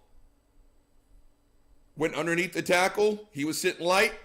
I grabbed Robert, spun around to where my hips were behind his body. I suplexed him, just like you see in WWF. Yoink! If I do that today, in today's football, I'm immediately $25,000 lighter. I did that. The crowd went nuts. That game, I lie to you not, I was voted AP Defensive Player of the Week. You know what that means? That means of the 118 football teams in Division I, I mean, what's the math on that? 118 times 11, because that's how many people were on defense. 18,000 guys. They picked me as the best player in the nation playing defense that week. Why? Because I went nuts and I hurt people. All right, I gotta move this. That got me recognized as the best defensive player in the country. Computer. Today, I look the exact same as I did in Holy shit, I'm trying to 1995. order my food. It's Those taking exact forever. same physical attributes almost cost it. Hughes, thank you for subscribing. I really appreciate it. Thank you. We'll get going. Yeah, we're doing a little gin and truth and chill right now while I try to get this Try to get my food order together. Me my fucking life because I wanted some subpar fucking nachos and a goddamn margarita. All right, that's just taking too long. She weaponized her whiteness. She was going to use my blackness against me. She would have gotten Buck all the way up until the people in the police cars showed up, and she would have started crying. There was nothing that I could have said that would have made me look like the innocent party. We'll see you later, Cameron. She was mad because she could not hit us in a car. How dare you take evasive maneuvers? I wanted to hit you with my car. How dare you not let me hurt you? That's what that is, gang. Now, I bring it up to tell you this. And again, it's kind of what I tell the people who are so pro-gun, the ammosexuals in my work life. No parent ever gets up in the morning and kisses their kid on the cheek and say, I'm not going to see you again, but I'll see your body at, the city morgue. I have to come and identify you because an AR-15 bullet separated your head from your body. Don't worry. I'm going to make you look really nice. No parent ever thinks that. Gang,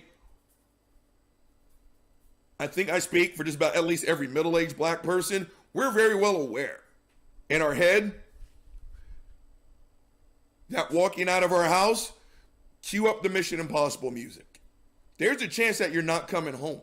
And I stand a greater, I know, right? Oh, well, Robert, white people. I'm like, shut the fuck up. This is my goddamn show. Get your own show and tell me how bad white people have it. Go fuck yourself. By the way, gang, 10:35 in the morning. Get out your non-existent voting apps. What is that? Okay, back on topic. We're very well aware that every time we walk out of our house, straight liquor or we soda could potentially added. see our last sunrise. But you eventually take it for granted. Gang, if you would have asked me on the top 5,000 things that was going to happen to me on the day of the spring game, I would have said, get drunk. The story where I had 2 sacks in one game is now 27 sacks. I did it with a dislocated arm. They amputated my leg at halftime. That's what you do. You get older and your stories just get more and more embellished, right? Nowhere on that top 5,000 list what I said, I would have gotten Karen'd and almost lost my life. I was wrong. Gang, Terrell Owens. Some of you know the name. Here he is.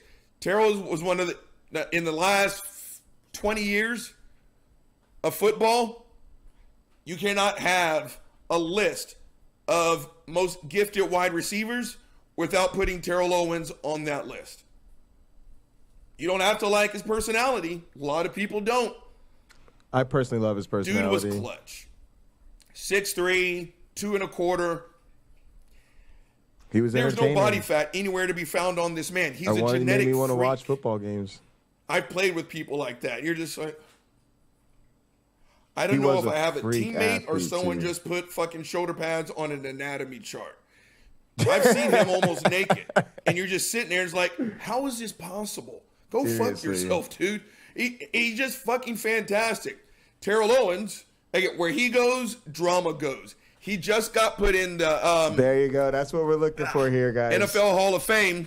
Where he and he goes, didn't show up for goes. his speech. Again, he's a total drama king. There we absolutely go. is. Listen, guys, I'm a drama king. I'm the outlaw prince, and I was raised and schooled in the drama game by Valley Girls. You know what I'm talking about? I was that one token black guy in a group of Valley Girls. It was me and the gay dude, right? That was the token Catholic school clique. The bratty ass mean girls, the gay dude, and token black dude, right? So I'm America's worst nightmare, a black brat. But he's also insanely gifted as an athlete.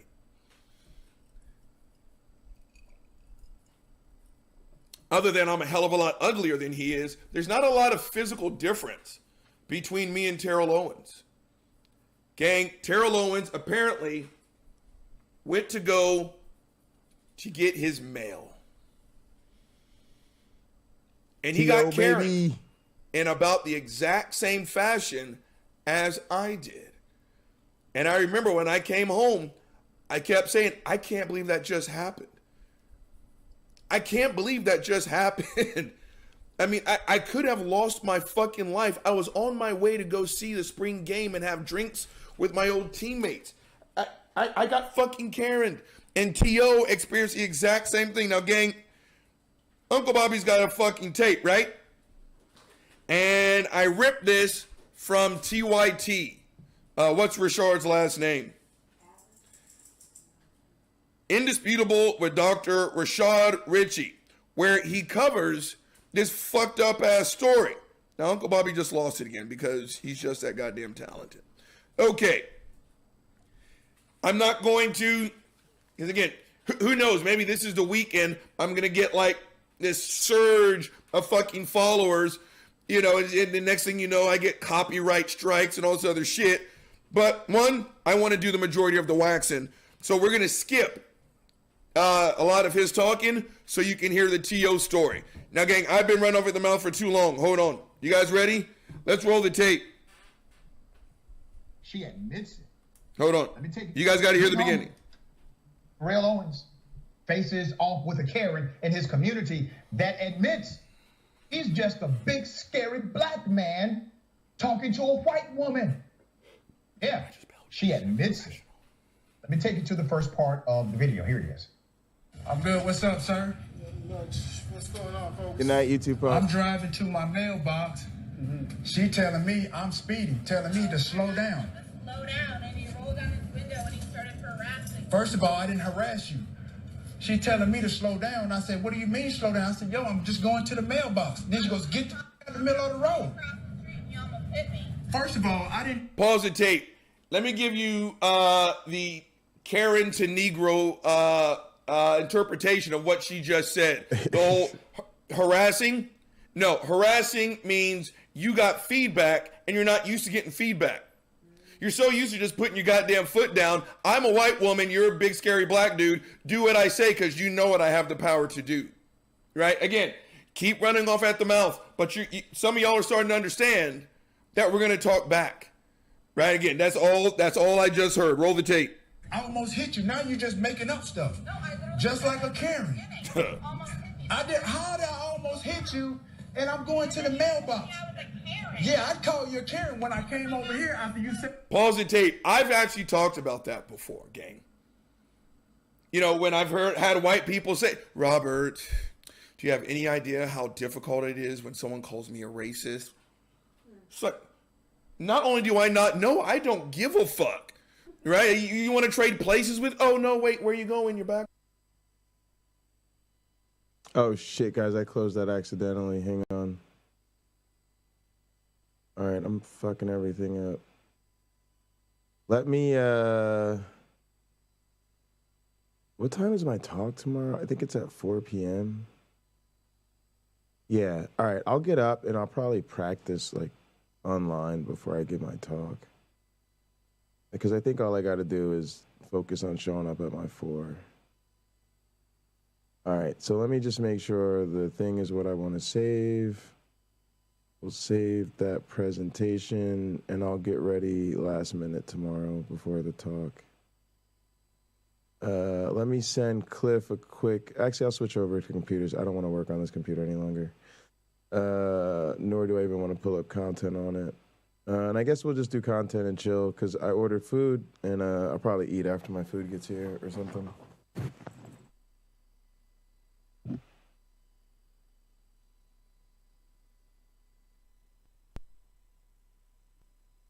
But yeah, thanks for rocking with me, guys. We actually did pretty much everything we need to do here. Let me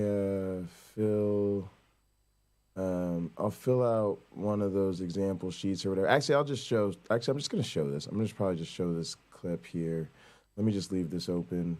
Here, let's go. Let me change what you guys are seeing over here. That's the corner. Let's get rid of that. Let's get rid of, put that there. Need that.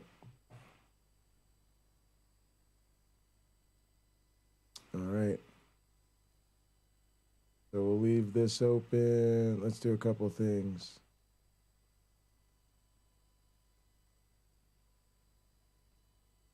Oh, that was the Candace Owens thing. Who threatened to kill the vice president. I've got no love for Mike Pence. You knew it was coming because there were good people on both sides. No. And he said to say, yeah, this is your keynote speaker, gang. Again, we got to move on because I can do this one all day. And you already know the fucking story.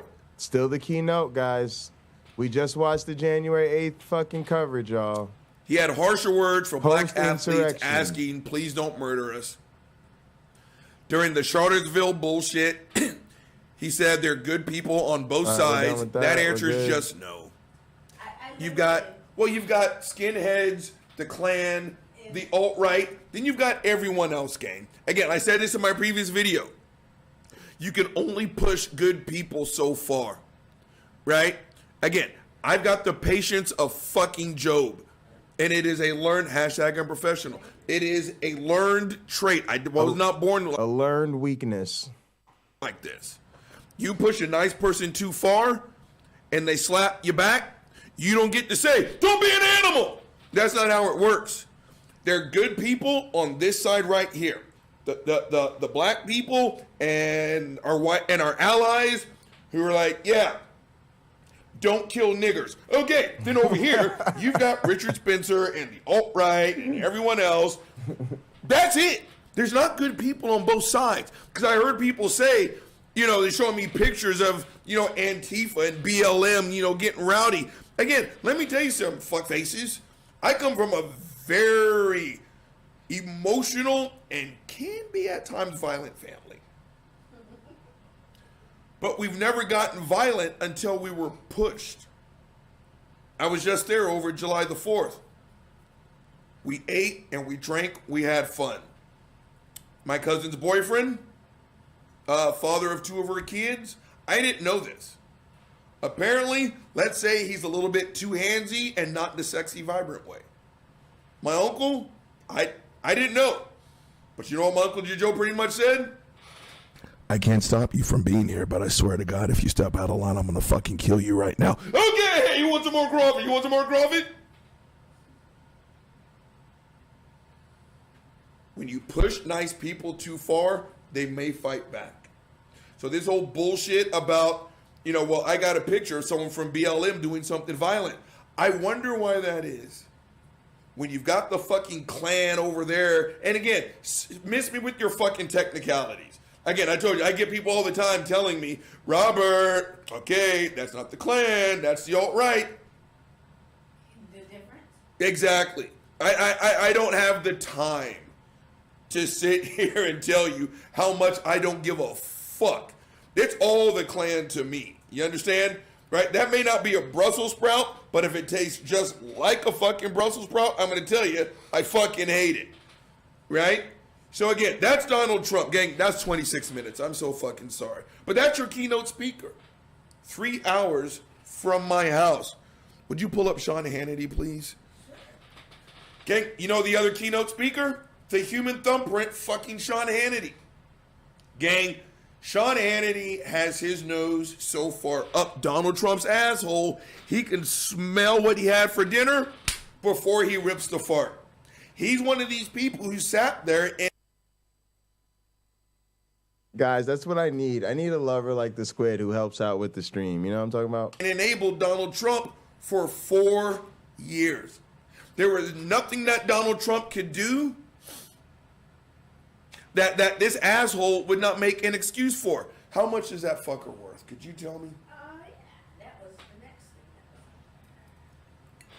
thing. Gang, this is on the internet, so of course it has to be true, but I'm bringing up his net worth for a reason. How much? Why is it all I can meet is women that interfere with the stream and want to do shit like have threesomes at the worst time instead of fucking helping a nigga out with the broadcast? You know, where are all the women that love to help their man broadcast? Shout out to all the women that love to help out with the show. Fuck out of here with the rest of y'all hating ass hoes. Okay, I was close.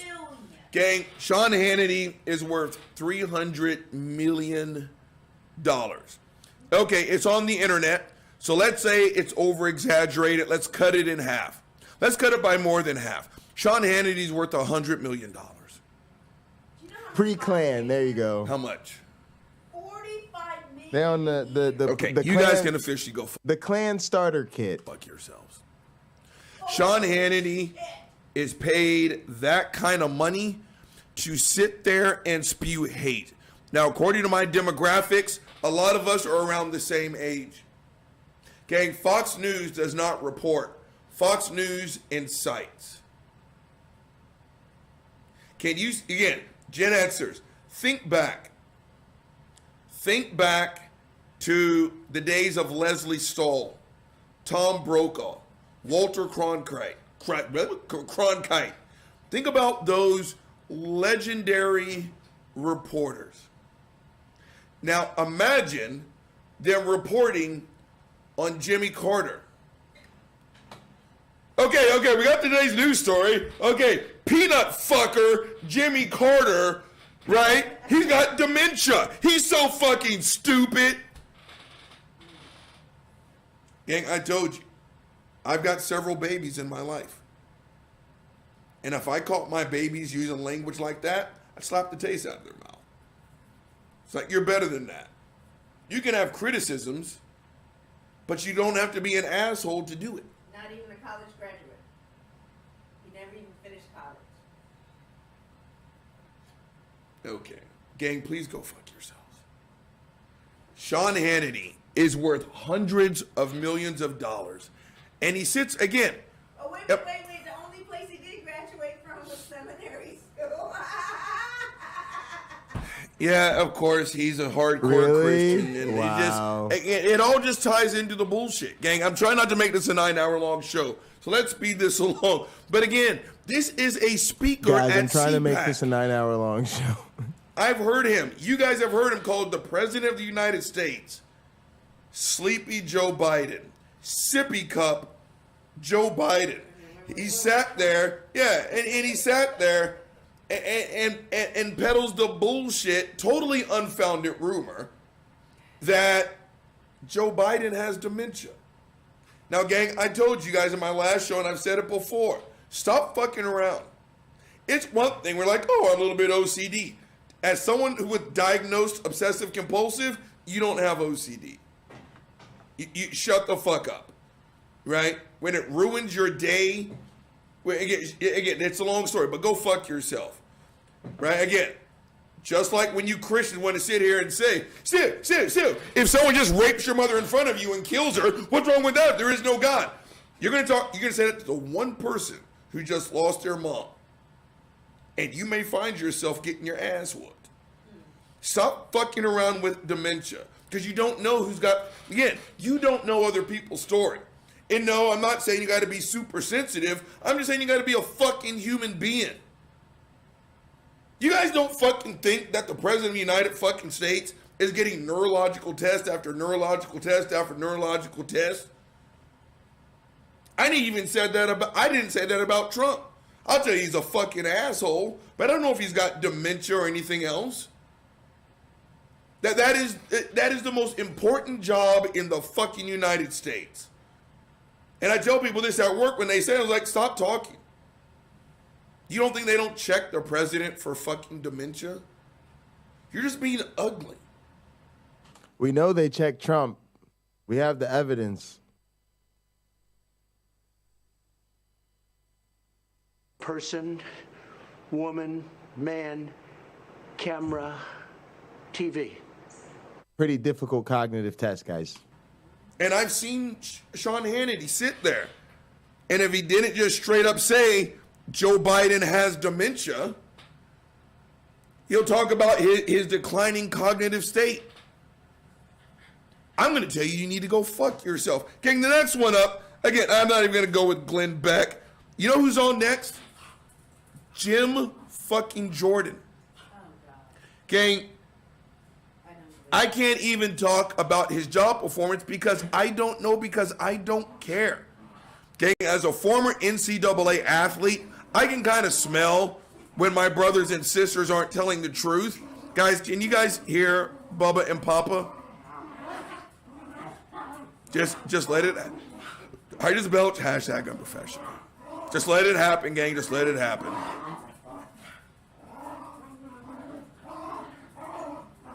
Can you guys hear that? Hold on. Let's see. Okay. So while we switch them up, bring Buddy in here, would you please, and let those boys go nuts. Back on topic. Gang, I can kind of tell when my brothers and sisters of the cloth are telling the truth. I've watched the interviews of the college wrestlers, men. Jim Jordan did not rape his athletes. He was an assistant coach at the time. Jim Jordan did not rape. I want to make sure people know that I'm not accusing Jim Jordan of a sex crime. What I am saying is I wholly believe that Jim Jordan covered up a sex crime. I always wanted to ask you, since you have been in college sport locker rooms, is the team doctor around often? Oh, always. Always. This guy that did all this would literally shower with the athletes and stand in the corner and jerk off, and everybody knew. Neither Windler nor Hutchins. The only time those two guys showered with us were on road trips. While we were at home, I never saw them butt naked. That being said, gang, I'm not going to say his name. I had two fucking coaches you guys think I'm talking about Carl Massive Nassib? Two of my coaches, holy shit. Gang, it was the length of my fucking arm. Both of them were, I'm not going to say jack shit because who knows Check who's watching. narcissism. But let's just say, you've got locker room legends that you played with. Two of my coaches, you're sitting there and you're doing an away game. Like, hey, we won. Yeah. Do you need a license to carry that? You know, you're having to walk over it as you get out of the goddamn shower, right? He's sitting there, he's took his shower, he's dried himself off, he throws his dick. He's just sitting there, he's taking a shower, and he just throws his dick over his shoulder and walks out. I'm like, God damn. But back on topic. Gang, I don't think Jim Jordan raped his players, but I will bet everything I have and everything I'm going to get that he did cover up sex crimes. In other words, his players reported what happened to him, and Jim Jordan didn't do a goddamn thing. Gang, to me, that is no different than holding the victim down while the crime happens. As a former college athlete, you should be able to trust your coach. That is a sacred bond. The word coach is like pope. It's like, I think about Coach Rocco, my position coach. We had a bond. I could talk to Coach Rocco about anything. He pushed me. He worked me like a rented fucking mule. He yelled at me. I never questioned his love for Robert Reed. I trusted Coach Rocco. The first person I told outside of my blood relation that I was getting married, Coach Danny Rocco. Gang, that is a sacred bond. Jim Jordan's players went to their coach and said, I was sexually abused. He said, run a lap. On top of the fact that he's a fucking Trump supporter, he's a piece of shit just for that. Now, again, I want to speed this up because I'm looking at the clock, and again, I don't want to hold y'all for 9 hours. But he's like Marjorie Taylor Fuckface Green. You got that fucking, and I'll get to that raggedy bitch here soon enough. But you got, when she was on the sand, I don't remember. I don't recall. I don't remember. I remember, we covered that. And then there was like, well, it was like, didn't you say that Nancy Pelosi's a traitor and that she should be... We did a late night Counter-Apologetics called MTG. I don't recall. execute? I don't remember. You know what the lawyer said? Bitch, throw up those receipts. Yeah. Okay. Remember what Marjorie Taylor Greene? Oh, Nancy Pelosi. I thought you said Nancy Pelosi. Not Nancy Pelosi. Okay, so what I said, same thing. Jim Jordan. That was amazing. Dude. That was such a good TV when that Did you happened. talk to Donald Trump on January the 6th? Well, I mean, I've had lots of conversations. I mean, January the 6th, like March the 7th. I don't understand. And the same thing. I don't know. It's kind of like talking to a Christian apologist. When you want a simple yes or no question and it takes you 9 hours to not even get there, that's fucking Jim Jordan. He's a speaker at CPAC. Gang, I'm telling you, if this shit doesn't motivate you to vote, I don't know what does. Now, gang, there's a video coming up. Hold on, let's pull it up over here. Because you know who another fucking speaker is? Is Discount Rack Wolverine, fuckface Ted Cruz. Now, gang, there are no words to describe how much I cannot stand fuckface Ted Cruz. You guys want to know why I cannot stand Ted Cruz? Because I'm a person with a heart and a fucking soul. I just belched, hashtag unprofessional. Ted Cruz is a massive sack of shit for a great many of fucking reasons. Hold on, where is it, gang? Oh, yeah, like the fucking Pope just overseeing all the abuses in the church. Yeah, it's awful. Now I forwarded myself the wrong fucking tape. You know, we're going to pull up the other one. But Ted Cruz is a sack of shit.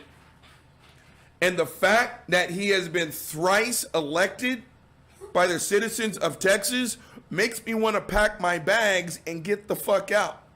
Now, again, Ted Cruz kind of gained infamy during the freeze.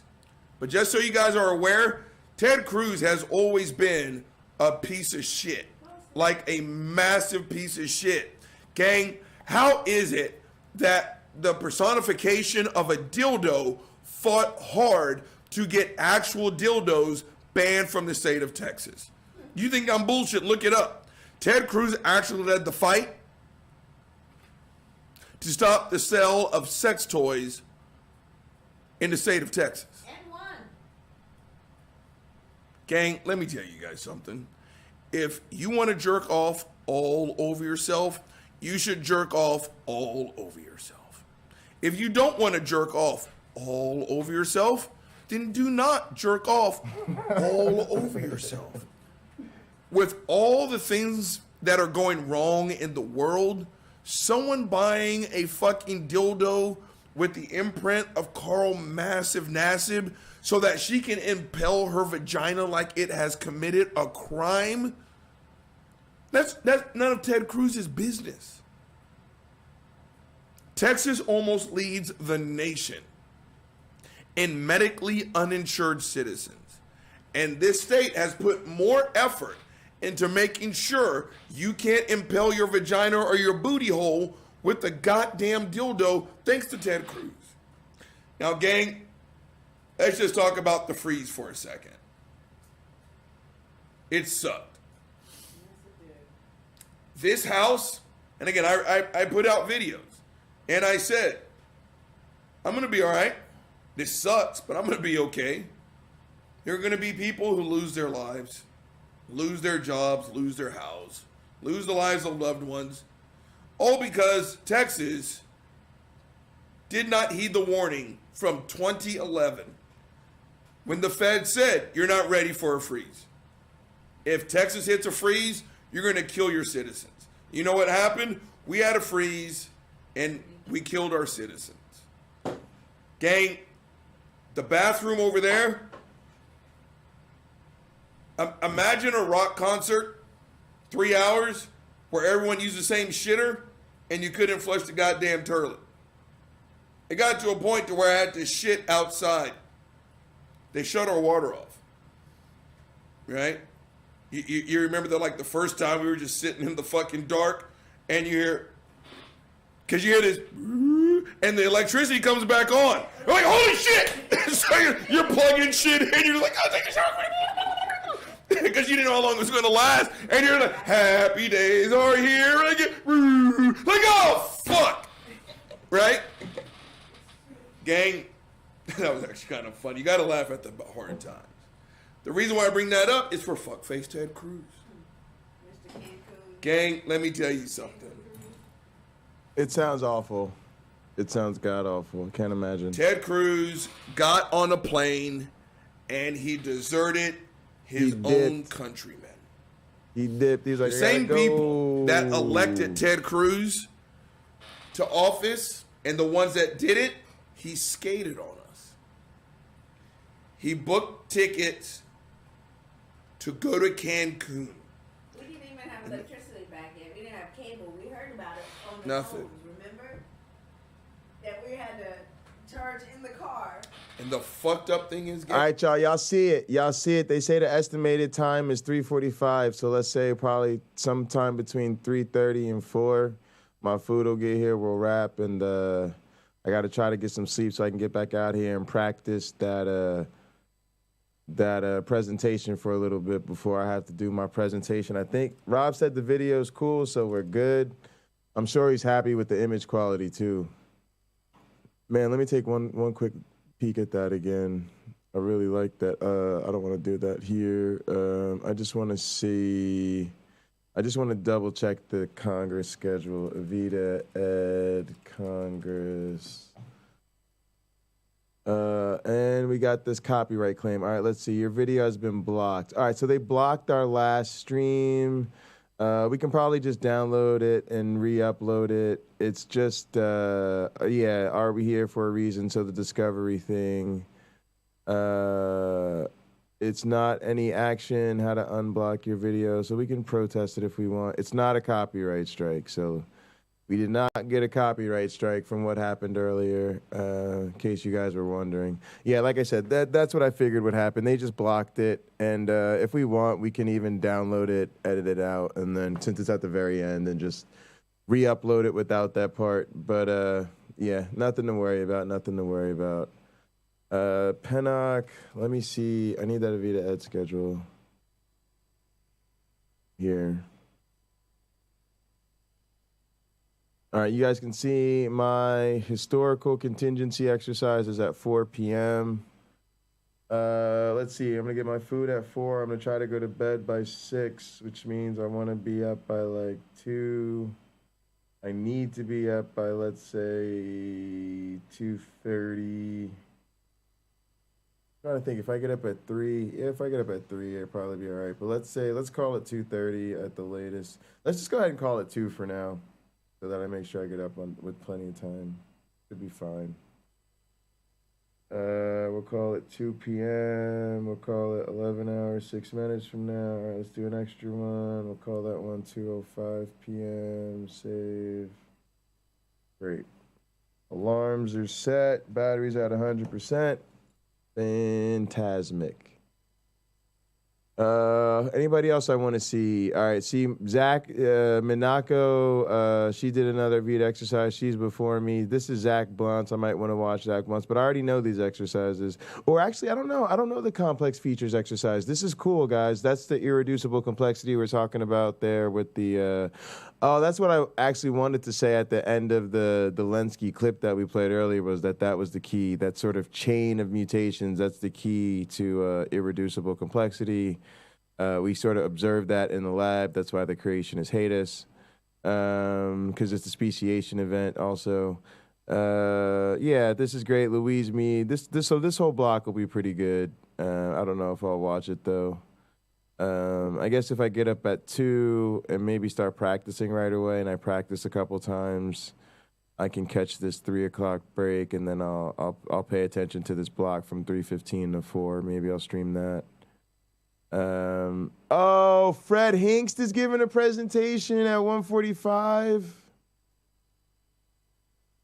Oh man, I miss Fred. I might just reach out to him. I might just email him and tell him to let's hook up via Zoom. Fred Hinks is a superstar teacher. My teaching philosophy statement is called the Fred Hinks philosophy. I know how Fred uses Evita in the classroom now. He's been doing it for years and years and years. Oh man, we do got a dope lineup. Rob said everybody was coming out. Jim Dyer, Jamie Dyer. That's dope. Who else do we have? I don't know that person. A lot of people don't know. I think I know Laura. Definitely Fred is my guy. Who else? Jim Smith is on the Evita Ed development team. Learning games by students using Evita Ed and courses taught by faculty participants of an intensive professional development workshop. Oh, that's great. And then Louise. Oh, and then y'all see, I'm with the heavy hitters. Eric is one of our big guys. He's one of the a student, I think. Not a student, but he's a real pro. So he's doing the nature of science exercise. That's probably why he's last. And then Avidian March Madness. Yeah, I always tell people we have a teacher that does March Madness. So we have a teacher that does March Madness. I guess they're going to talk about that after me. I might hang around for that, actually, because that's a fun exercise I might want to try out in the future. It might even be fun to do this semester with our, if we teach in the, I guess that would be, March Madness would have to be, I guess, in the spring. So I guess if we teach in the spring, we could try that. Or we could just, I guess we could try it out of season too. That'd be fun. So maybe we'll hang out for these two. We'll see what happens. All right, but yeah, 4 o'clock, we're good. Alarm set, we're fine. We'll be all right. I'm an Evita Ed pro. I've been teaching with Evita Ed forever. I could do a 10-minute Evita Ed workshop in my sleep. The issue will be getting it short enough, but I'll also be fine with that. I'll fly through it. No big deal. When his slump-shouldered, bad-built ass Good self night, got Joel. Thank busted. you. Good night. He came back. Enjoy your walk, your constitution, your evening constitutional. And he blamed his daughters. Oh, y'all, I was done with Ted Cruz. He did, in fact, blame dipping on Texas on his daughters. And I was so ashamed for them. I felt so bad for them because everybody knew it was horseshit. And to throw your own kids under the bus because you've made a really public political gaffe, I just thought that was disgusting. And it shows you these people have no bottoms. It shows you why we don't have to assume that they're listening charitably. And I know I'm throwing Ted Cruz in with a lot of people, but people that are willing to do this type of stuff, there's no reason to be generous to them in any way other than your own compulsion to do so. They've shown their cards. You know who they are. Gang, I understand. And I told you, I'm learning so much about my family. This guy is all about sacrifice. You know where he got it from? His father. You know where Big Bert got it from? Dave. You know where I got it from? Apparently those fuckers. Why do you think I limp? Right? I saw something that needed help. I helped. Help was rendered. I went to the fucking emergency room. You do what's right. You want to know why? Because it's the right fucking thing to do. I understand not wanting your daughters to freeze. I understand, as my voice just cracked, not wanting your woman to freeze. So you know what I would have done even in that situation, not even hindsight 2020? I'd have been like, okay, tell you what, take the girls, get the fuck out, go enjoy some warm weather. I got work to do. And I would have stayed, and I would have done my job. But fuckface Ted Cruz got his monkey ass back on a plane, came back to Texas, and the first thing he did was go on the fucking Sean Hannity show and said, that's my daughter's fault. Those little bitches wanted some fucking sun. And the fucked up thing is, Art Acevedo, who used to be the police chief here in Austin, even Art said, Because when Ted Cruz got back, he knew he had fucked up. And so Houston had to use Houston, because again, cops don't work for free, gang. And for the political party that sits there, how are we going to pay for it? You did. I did. We paid Houston police officers to give Ted Cruz an armed escort safely back to his house. You want to know why? He knew he fucked up. He ain't shit, he left his dog behind. Goddamn right. And again, he got on the Sean Hannity show and said, it's my daughter. My daughter wanted a trip, so I took the trip. And then there's something in my heart said to turn around. Nothing in your heart said turn around. You got busted. You got fucking busted in the fucking story.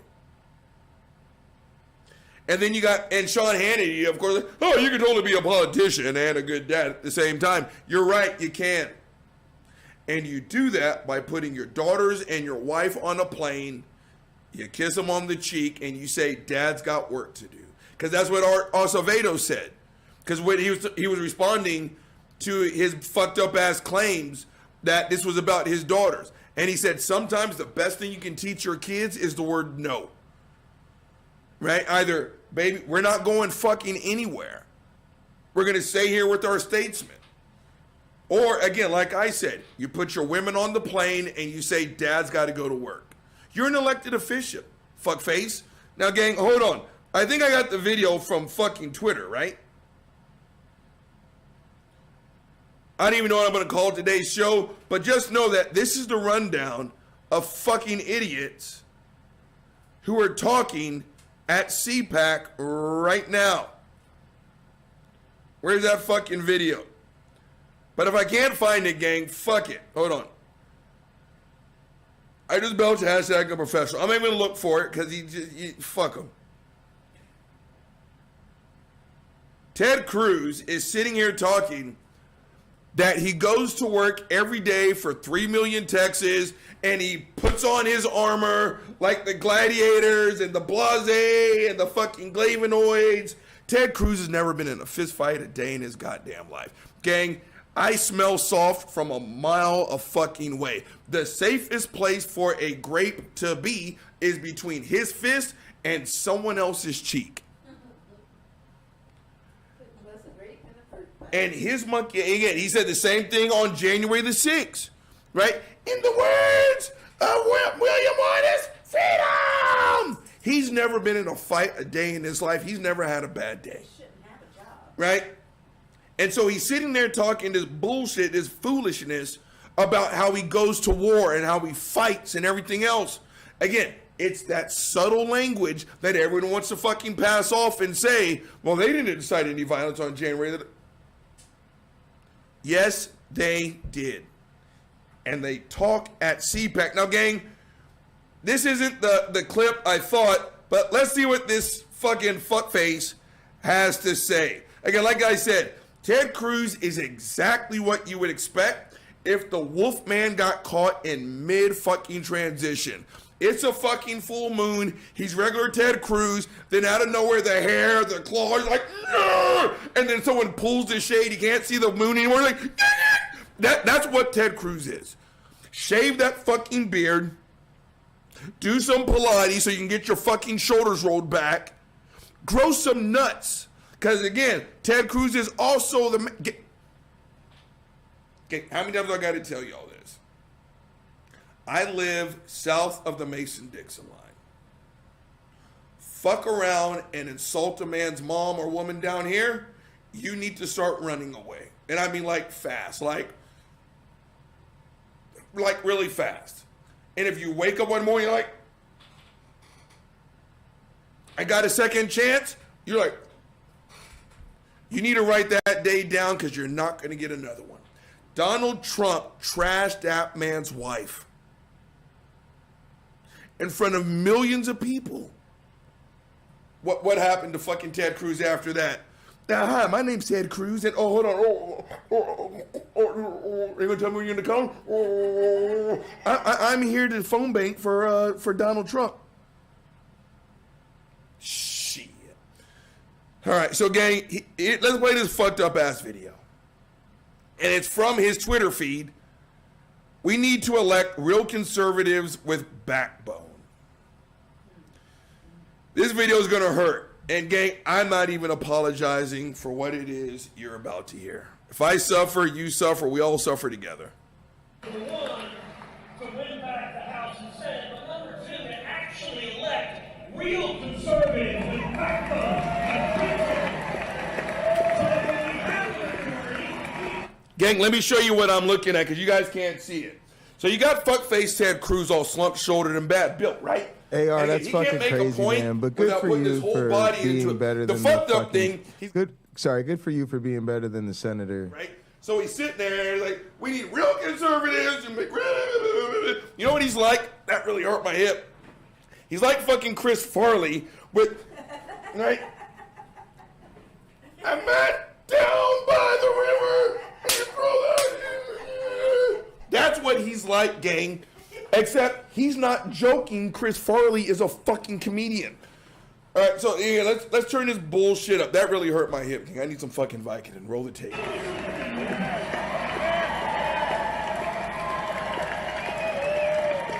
He's like,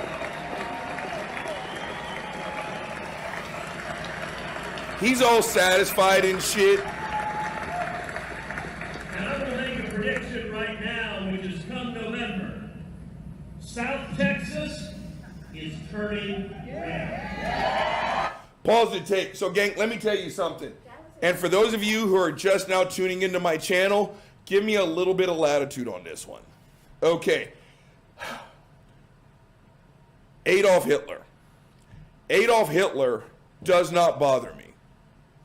One 5'6" one-nutted asshole with a superiority complex, screaming in his pillows every night that he hates Jews, that doesn't bother me.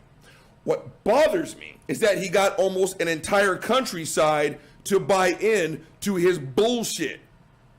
Hitler didn't have a high body count, gang, but his soldiers did. So when he got up and he said what he said, he had a good number of people like, that's right, Hitler, that's right. Ted Cruz does not bother me. The fact that he can get up there after all the bullshit he's done, and he has a crowd of people. I told you, I have an audience that's growing. Thank you so much. I think I'm over here kicking the actual fucking factuals. When Ted Cruz says something, people listen and they write the shit down. He's sitting here smiling because he's getting his ego stroked because what he says is resonating to hundreds, if not thousands of people. Why am I getting a notice from VPN, guys? This fucking computer. Hold on. I don't even know what VPN is. I'm going to hit this into self-destruct button. My whole house is going to blow up. Hold on. Okay, back on topic.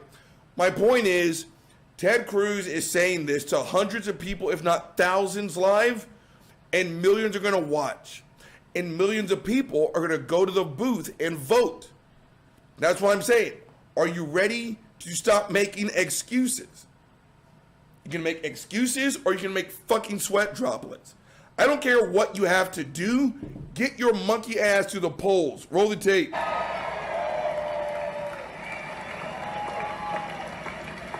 We're going to elect not one, not two, but 3 Republicans from South Texas, all Hispanic women. Pause the tape. That was fucked up. That, if you guys can't hear it because it's kind of muffled, we're going to elect 3 Hispanic women. He's using the woman thing as bait.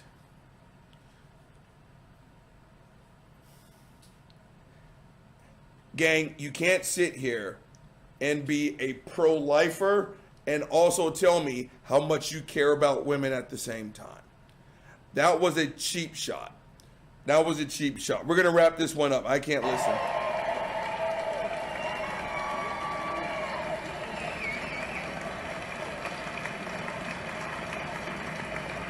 And I can't wait to see.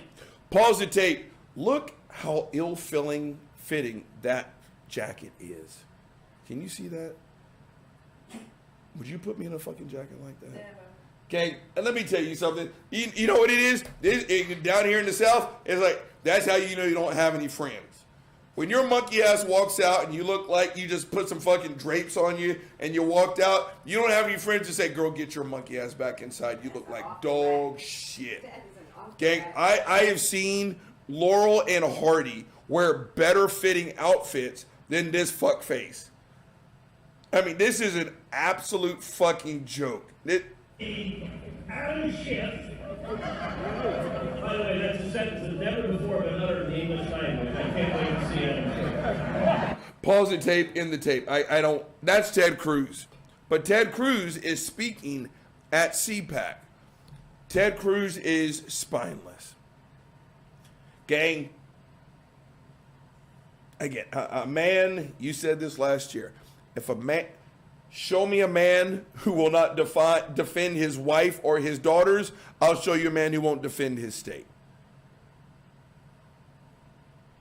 That man is speaking at CPAC right now, and it's 3 hours from my fucking house.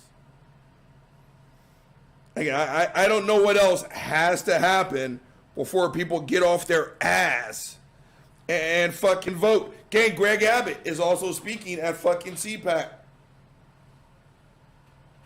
I got no jokes about what happened to Greg Abbott that put him in a wheelchair. But I told you, Greg Abbott was behind tort reform.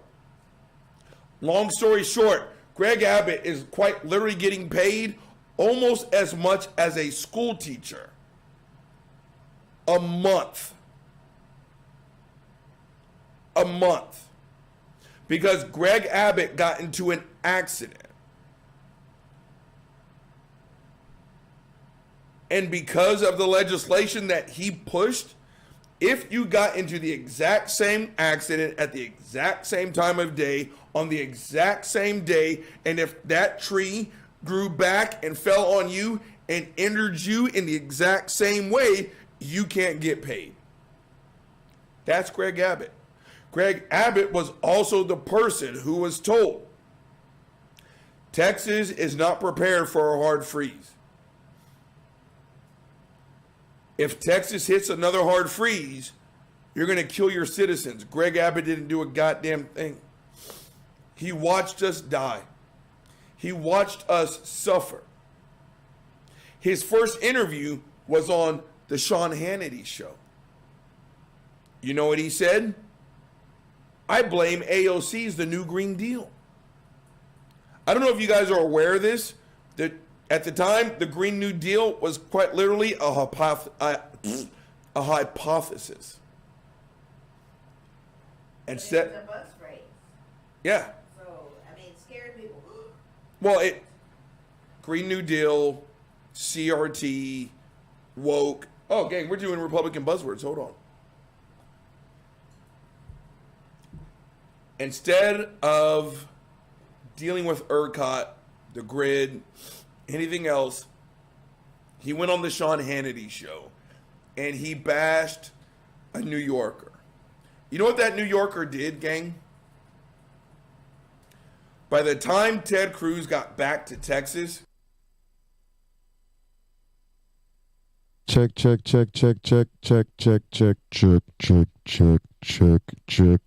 All right, y'all, let's do something. Let's try something. Let's go to Bandicam. Check.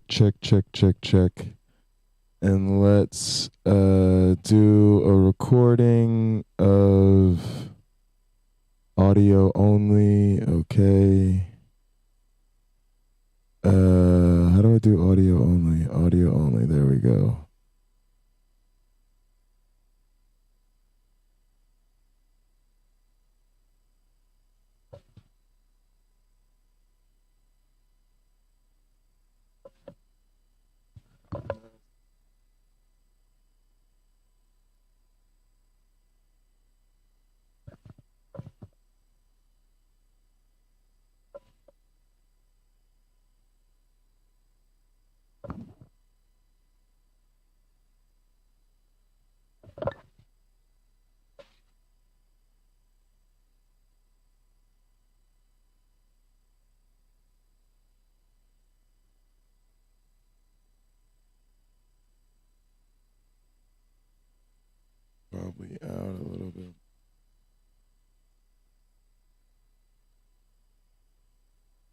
All right, maybe all the way out's fine.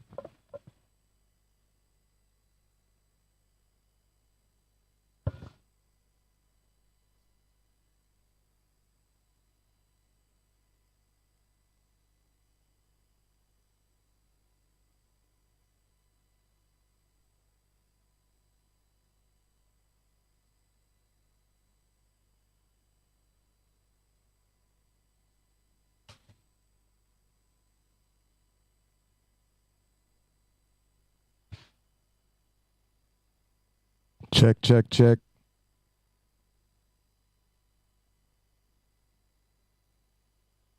Check, check, check.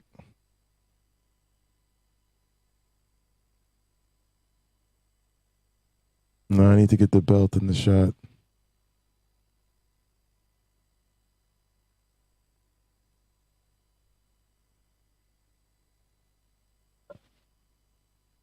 All right, we're going to start this promo.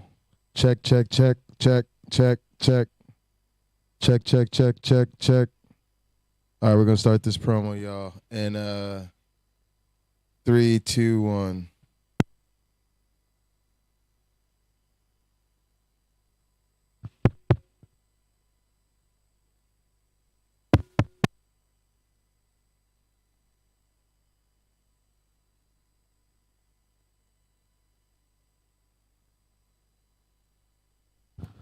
Check, check.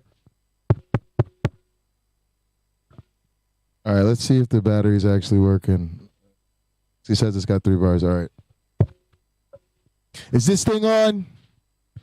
Put that camera on me. Put that camera on me. It's not recording. Hang on.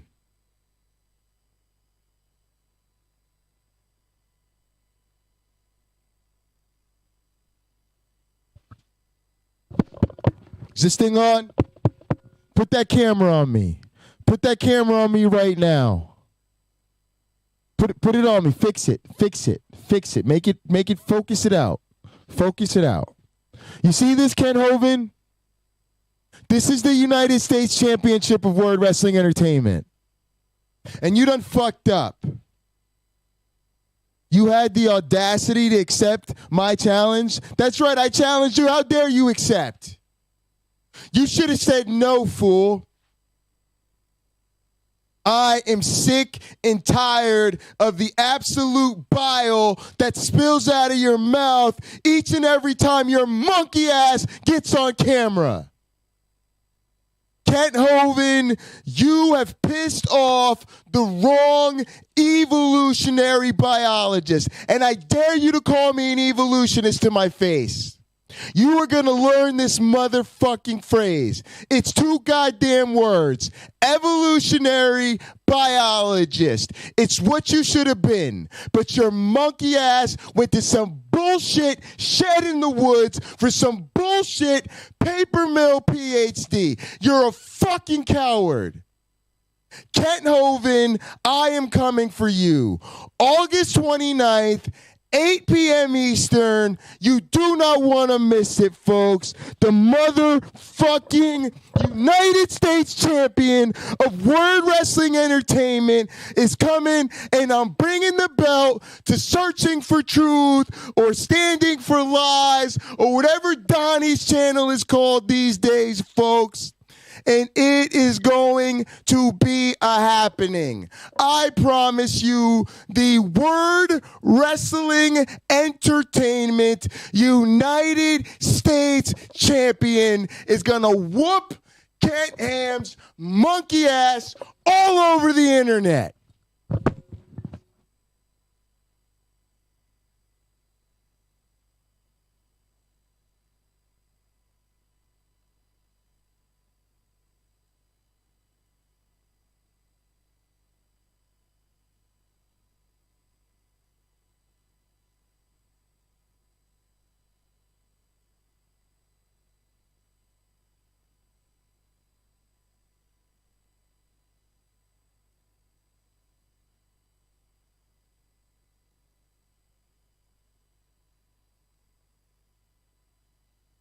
All right. That was fun. Let's see how that turned out. I stopped it. I got to pop out that card. Oh, yeah, I got to stop the recording, the audio recording.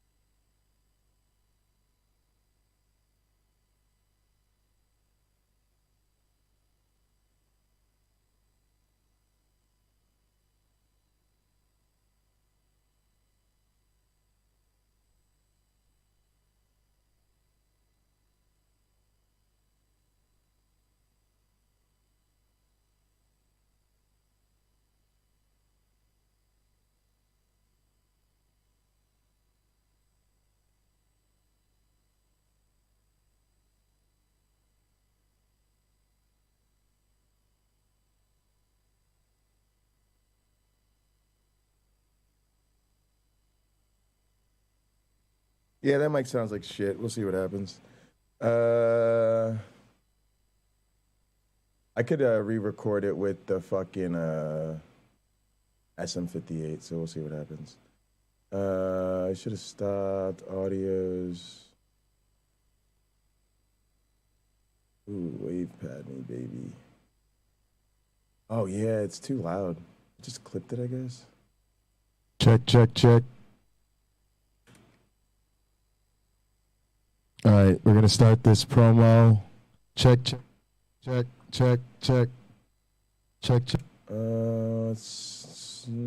pretty salvageable, actually. Let's see. Mostly we need to amplify. Let's turn the gain down. About 60 dB. Yeah, let's see what happens. Let's do that. Let's see what happens. They're all squared off. Kelvin, I am coming for you. August 29th, 8 p.m. Eastern. You do not want to miss it, folks. The motherfucking United States champion of Word Wrestling Entertainment is coming. Oh, I just wanted to see how it comes out. All right, that was our first pass. It's fine. Let's see what the footage looks like. Yeah, it's distorted. I'm not too worried about it.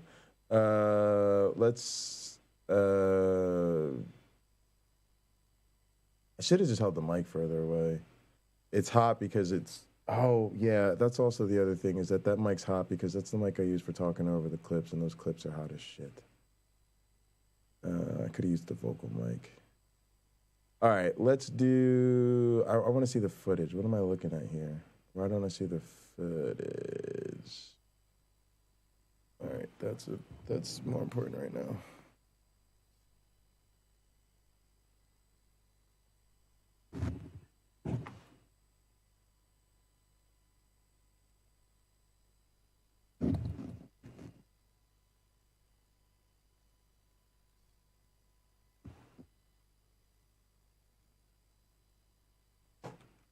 All right, let's go see the footage. Are we on the right machine? No, we're not on the right machine. That explains everything. All right, let's switch to the right machine. Yes. That's why I don't see any of the drives. Great. All right. That explains it all. All right. And they're coming over one at a time. Come on, guys. There's media. There should also be libraries in the USB drive. There's library. There we go. All right. I just want to check the composition. God damn, this fucking camera looks. God. Is this thing on? Put that camera on me. Put that camera on me right now. I like this. It's so raw. I could just use the mic as a prop. This is so good. Put it on me. Fix it. Make it. Focus it out. Focus it out. You see this, Ken Hovind? This is the United States Championship of Word Wrestling Entertainment. The mic actually sounds. And you done fucked up. The camera, but the audio. You had the fucking the airs too. The audacity to accept my challenge. That's right. I challenged you. How dare you accept? You should have said no, fool. Look at the fucking image quality of our new camera. Our new camera is a motherfucking badass. Let me make sure it's turned. So it doesn't die. Oh, it looks so goddamn good, y'all. I am sick and tired of the absolute bile that spills out of your mouth each and every time your monkey ass gets on camera. Make me believe Ken Hovind, you have pissed off the wrong evolutionary biologist. And I dare you to call me an evolutionist to my face.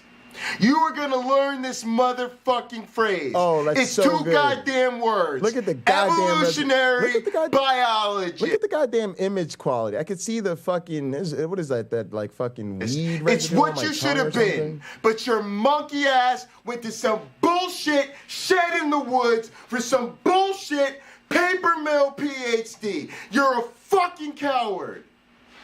Ken Hovind, I am coming for you. August 29th, 8 p.m. Eastern. You do not want to miss it, folks. Ooh, look at the motherfucking United States champion of Word Wrestling Entertainment is coming, and I'm bringing the belt to Searching for Truth or Standing for Lies or whatever Donnie's channel is called these days, folks. And it is going to be a happening. I promise you, the Word Wrestling Entertainment United States champion is gonna whoop Cat Ham's monkey ass all over the internet. Damn, that was a good promo. Damn, that was a good promo. I loved that. That was beautiful. And the footage looks fucking awesome. All right, let's yell into the mic some more. August 29th, 8 p.m. East.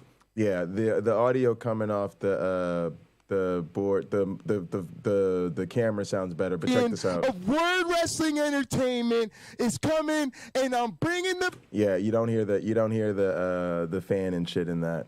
All right, so we'll rerun it. Actually, the wireless mic sounds good. It normally has its own issues, and I was more worried about those. It sounded all right. We'll do it again. I'll probably kill the AC, or no, I can't kill because that's the computer thing, and I always muffle it. That's more the computer noise than anything else. Check. All right, let's get this. First off, what the fuck? Why didn't my limiter kill that? My limiter should have hit that. Why isn't the... what's going on here? This is my main matrix. Oh, there's no limiter on this mix. It's on 7 and 8, which is the only mix that doesn't have a fucking limiter on it. Yeah, because normally I can't. If I'm on another mix, I can't. The one you guys hear, I can. It's really hard to fucking peak this mix because there's a limiter on it. All right, so there was no limiter on that mix. All right, let's copy my limiter and get my limiter on there. Let's get a limiter on there. All right, let's insert an effects processor. Yeah, we just put a limiter on there. Here, go to precision limiter. Let me see the settings on these. 0, 0, 0, 0. See, I kind of like the trim. Like I kind of want to make the output gain kind of -1. I think a lot of us like to tuck. We like to tuck those.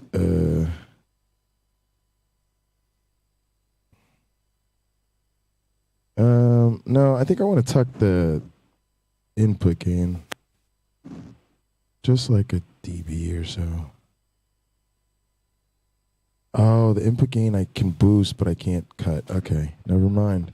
All right, let's just leave them all alone. They're all the same. What's the squeeze is on 20. Let's set the squeeze. We'll just match it. We want all our limiters to match so that all our mixes sound the same. So that what we hear, what you guys hear, is what the recorder hears. All right. I think everything else is the same. God, I wish the threshold was check. Check. Yeah, it's reducing it. Check. All right, that's a lot better. Yo. Yeah, see, that would have stopped it from clipping it. All right, so that limiter will help a great deal. We'll also go over to that microphone and we will turn down the gain. We'll actually turn it down quite a bit. We'll turn it down 10 dB. We're recording, so we can record quiet and then boost it later. And I'll also probably record it close to my mouth. So that 10 dB plus the limiter, that'll help it a great deal. Also, I can go to my compressor. I got 12 dB coming out the compressor. I'll go down to, let's say, 10. Check. Yo, I can still pretty clip it. Ken Hovind, I'm coming for your bitch ass, and I'm going to fuck your shit up. Let's just take the gain out of the compressor. Check.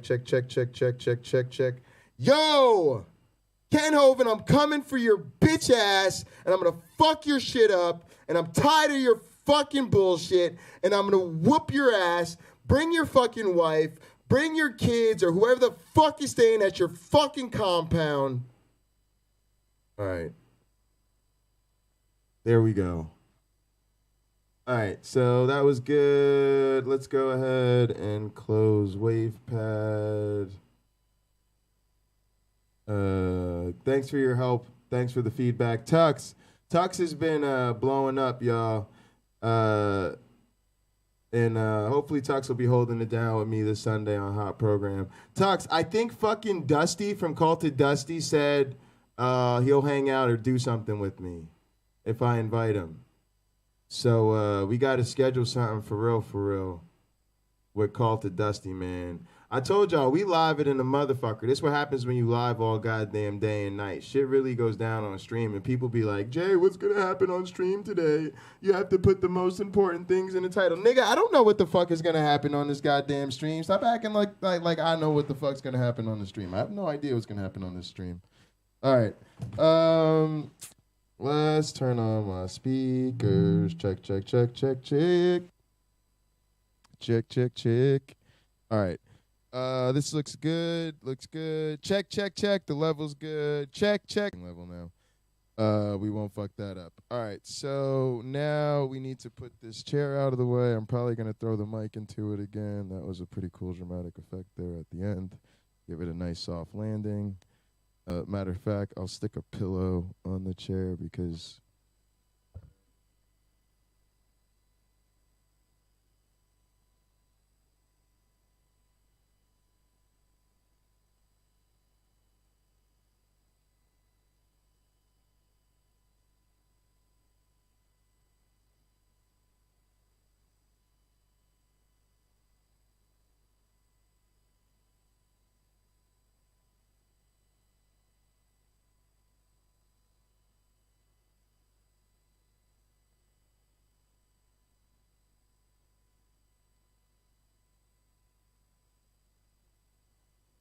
Yo, all right, let's go ahead and do this.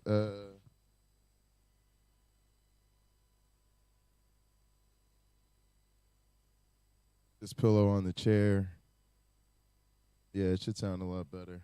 All right, so...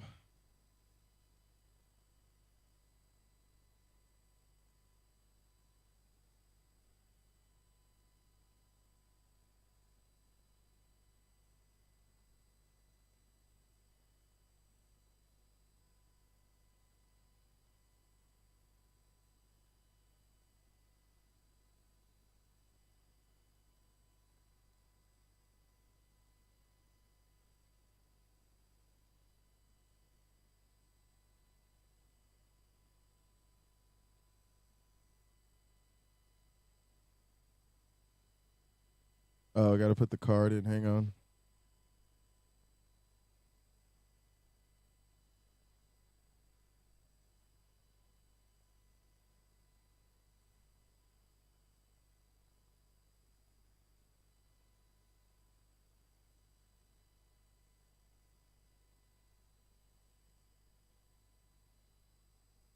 I almost put it in the wrong slot, and I think my food might be here. Hang on.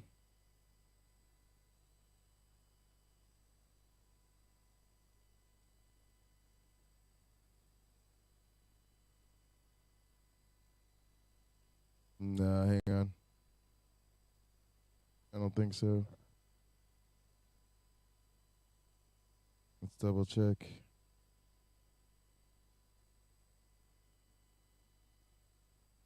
No, okay. All right, let's, all right, we're recording. We're good. Listen, I almost put it in the wrong slot. I bet the missus hates that when you almost put it in the wrong slot.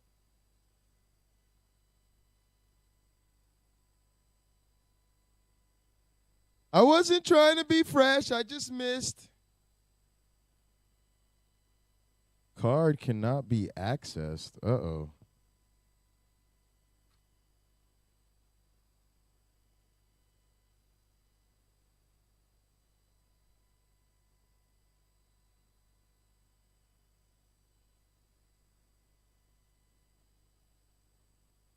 All right, that looks better. All right, now let's get this shot right. I'm gonna be standing here. You can see me. Yeah, I'll probably stay here because you can see the belt. You can see the belt pretty good. All right, that's important. It's important as the champion. You got to make sure you represent the belt. All right, let's hit the good old record. Yeah, we'll check. We'll see if he's free for Sunday. All right, let's make sure I got some level here. Yeah, it's kind of quiet, but it'll be fine. It's actually a little quiet. Actually, let me go ahead and boost coming out of the check. That's a lot better. Check. I don't want it to be too quiet because I don't want to have that. Yo, check. I want it to be like this when I'm yelling at his ass, so it's not too fucking loud, but it's loud enough. All right, let's go with ADB. Yo! Yo! All right, that should be pretty good. Matter of fact, let me. All right, that'll be nice. And then we'll hit record. Is this thing on? Is this thing on? Put that camera on me. Put that camera on me. Put that, get that right. Get that right. Make sure you get the belt. Make sure you get the belt. Make sure you get the belt. Ken Hovind, are you paying attention? Listen up, fool. You done fucked up. Now, I called you out because I knew you were too scared to face someone like me any other way. I knew, see, I had you figured out long before you even figured I was coming for you. Before you even saw me coming, I knew exactly what your monkey ass would do. I knew once I whooped your ass all over the internet, you'd never put it on your channel. You might be stupid, you might be crazy, but you're a motherfucking grifter, and you know I would put your ass out of business. But I knew how to get you. I knew how to get to you. I knew you would not be concerned about this because I didn't hit record. It's all right. It's all right. It happens sometimes. All right, we're going to start that again.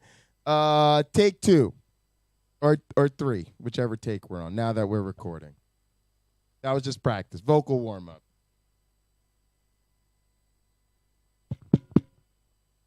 Is this thing on? Is that camera on? Turn that goddamn camera on. That camera on? Put that camera on me. Put that camera on me right now. Ken Hovind, I'm coming for you. You done fucked up. See, I knew if I challenged you to a debate on your channel, you'd record it. And then once I whooped your monkey ass all over the internet, you would hide it. There's no way you would release it. But I did something smarter, because while your dumbass is still struggling to figure out the rules to checkers while pretending you're playing chess, me and my supercomputer evolutionary algorithm are evolving a brain that is motherfucking whooping the ass of world champions at Go. You are levels and levels and levels and levels and levels and levels and levels and levels and levels out of your motherfucking league. See, while I earned a dual PhD at the motherfucking Michigan State University after my bachelor's and master's at Penn State University, that's right, master's, go state, biological anthropology. You're fucked. Then I joined the LNCA lab at Michigan State. Dual PhD, integrative biology and ecology, evolutionary biology and behavior. You're fucked. Then I moved on to the experimental research lab of Dr. Mike Travisano at the motherfucking University of Minnesota. Go motherfucking Gophers. Big Ten, all throughout, all up in this bitch. 3 very legit universities. Go fuck yourself, you're fucked. What did your lazy ass do? You went to some bullshit ass hole in the wall. That's a compliment. It's a motherfucking trailer in the middle of nowhere, Colorado, where you wrote some piece of shit toilet paper dissertation that I will rip up in your face to show you that it is not worth a goddamn thing, Ken Hovind. I am coming for your ass. August 29th, on motherfucking Donnie's channel, searching for delusion, standing for lies, reasoning for evidence, hiding underneath the blanket of Christian delusion, whatever Donnie's calling his channel these days, Kent. It really doesn't matter. I hope you bring all your friends, your family, your wives, your ex-wives, your fucking people at your compound, all your motherfucking staff, because believe me, I am rolling deep with the cult of the flying man. The Most High Apostle is coming for that ass. And best believe my co-pastors will be in the building, the ushers will be in the building, the motherfucking congregants will be gathered, the drinks will be poured, the weed will be in the goddamn air, and we will be celebrating as I roast your monkey ass!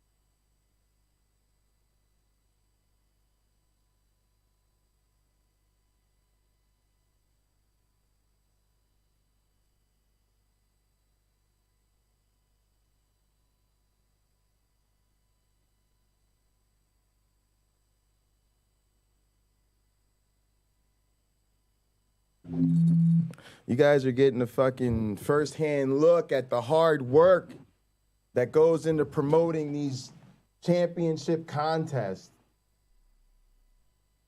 How low can you go? How low can you go? A lot lower. Okay. Oop. Like that or something? Yeah, that's pretty good. All right.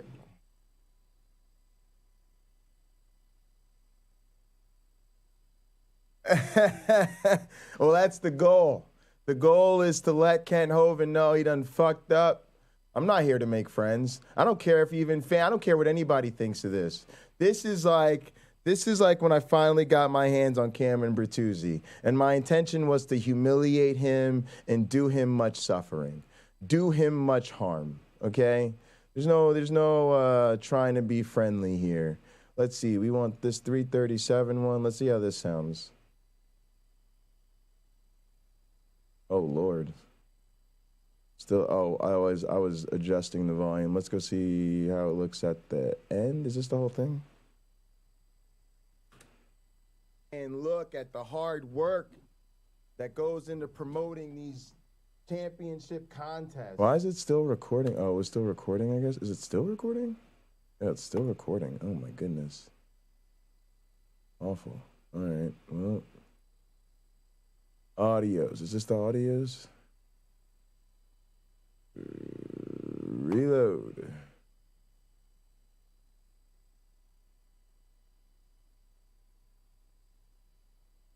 No. Ken Hovind, are you paying attention? Listen up, fool. You done fucked up. Report it. And then once I whooped your monkey ass in the building, the motherfucking congregants will be It's still gathered, loud. the drinks All right, I will could be have came poured, down off the weed will be but in it's the fine. It's goddamn finally air, I don't have to and adjust we it at will all. It'll be fine. celebrating as I roast your monkey ass. Oh, that's great. That's great. That's great. All right, let's go ahead and see if we can pull up that footage. let's go ahead and save that, and then we will. Let's quit. Let's get out of there. Open it again.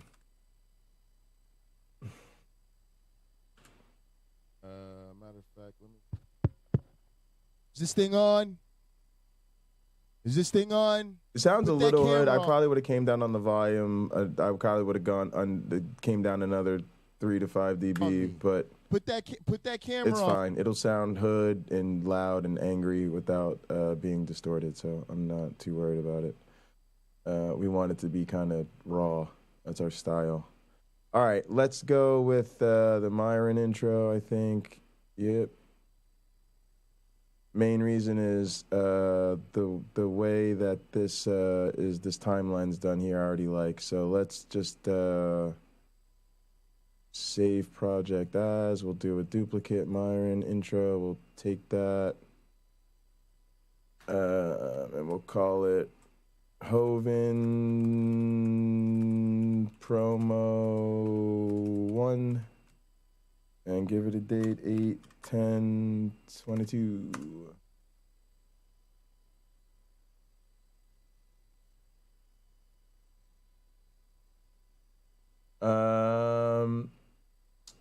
That might be fun. It's a lot of work though. It's a little more work than I wanted to put in. Although it might be fun to do an outtakes version like that. I don't know, because I kind of want to. I like cursing, guys. The point is to curse his ass out. But that might be fun. Although I want to get this done super quick. So, would you like to create? The goal is to kind of keep building these up and make them better. So it's good to start raw and not put too much work into the first one. That way. It's easier for them to just keep getting better. All right, would you like to create a copy? Yeah, copy the render cache. Sorry, I was trying to figure out what this thing is telling me. All right, copy the render cache. Go over to media. Let's do. I need to see if you have the clip. It should be in the drive. Should be the last thing. Record it.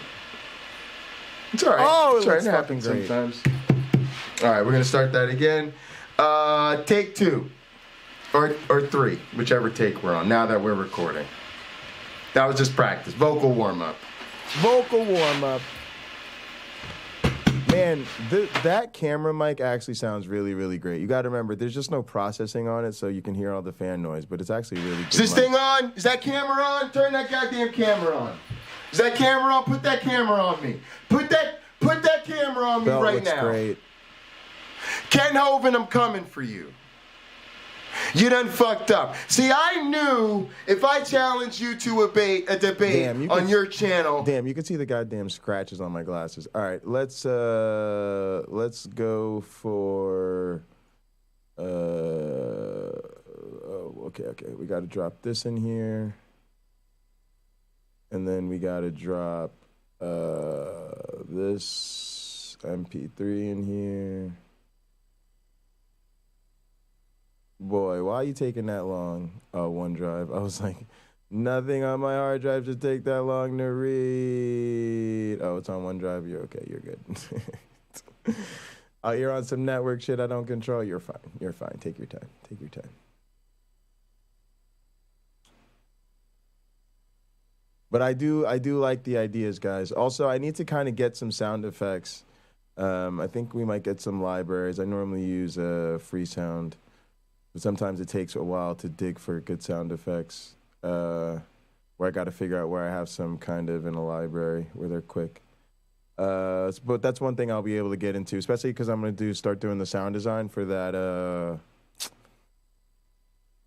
Salmon Run game. Sorry, I'm tired. And I'm hoping to get some... all right, that's the right file. I'm hoping to get some sound design libraries as a result of that work. All right, now what we want to do is highlight everything. Remember, this is that trick we learned And then we go to anything, it doesn't really matter, and we say, what did we say? Auto sync audio based on waveform. Y'all see why I consider this to be quick and dirty. Doesn't matter, there's a whole bunch of shit and we did that doesn't get synced, so we just say, okay, we're not worried about that. Then we go to our edit. You guys will see how I wanted to try to just do this kind of quick and dirty before I went to bed tonight because there's not a lot to do, right? We can take all this. We've saved this as a different project, so I'm not really worried about messing with anything. We backspace so that that doesn't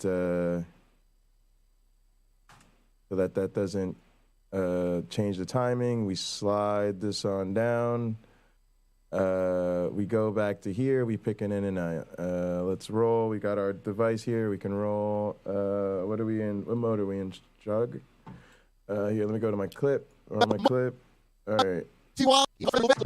Let's scroll to the beginning. All right, now we're at the beginning. Let's jog from there. All right. Take two. Take two. Now we're recording. That was just practice. Vocal warm up. I like the rattle. I like the rattle there. See where I rattle the camera? I want that in there. All right, so let's go with that. There's a rattle right before the rattle. Let's call that our in. And then let's roll. Fuck, you didn't set it. That's me. I had the snap button on. All right, I know what I did. I know what I did. All right, so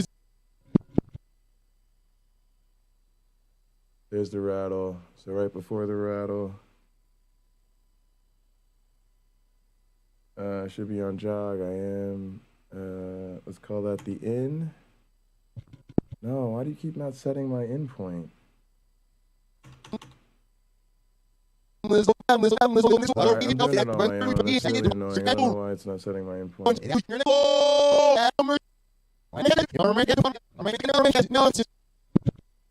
All right, that's where I want it. All right, let's press I. All right, there's our in. Scroll to the end. Oh, magic wheel feels so good. All right. Hang on. Then let's go jog.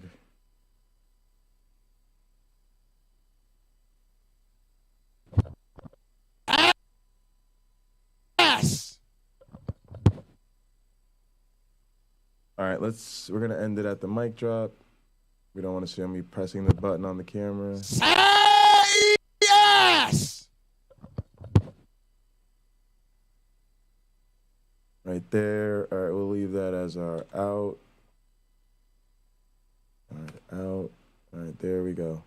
All right, now we can take that, drop it down here. Whoa, it's a lot longer than I thought. Oh, it's not that long. It's just that this clip we did before is super short. All right, so let's go here. Drag these way out. All right, come back out. Come back here. Let's turn our snapping on so we can snap right to that. And then we should be able to do a smart insert or something.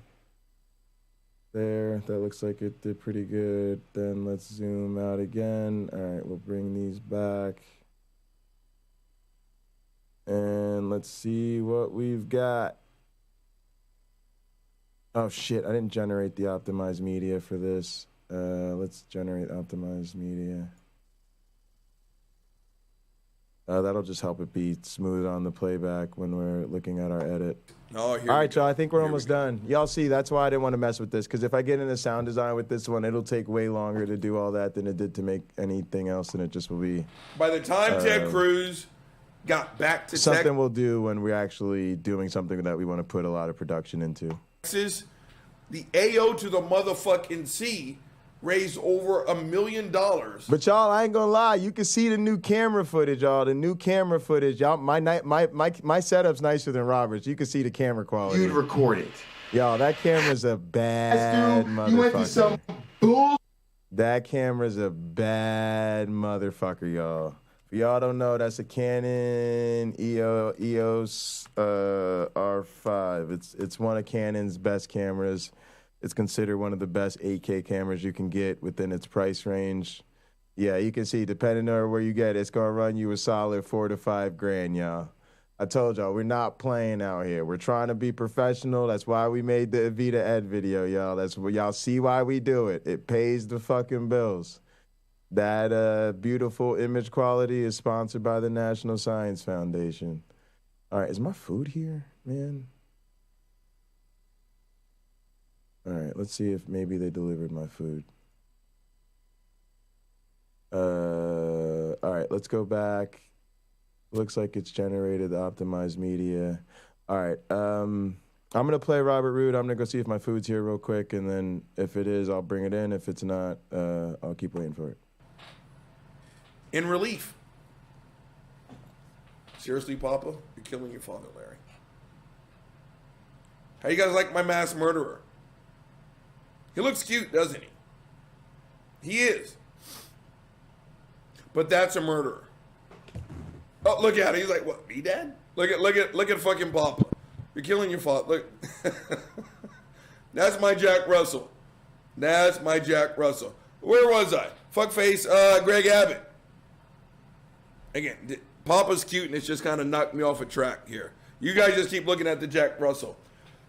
Greg Abbott is speaking at CPAC, rallying up. Again, the Republican Party is as dead as Julius Caesar. It's the Trumplican Party, right? We were in fucking New Roads. And I remember me and my dad were talking to my Aunt Gilbert, and it was like, Trump is going to win again. And an 80-year-old Cajun black woman is like, oh, don't say that. It's like, he's going to do it again. And if it's not him, it's going to be one of his fucking disciples.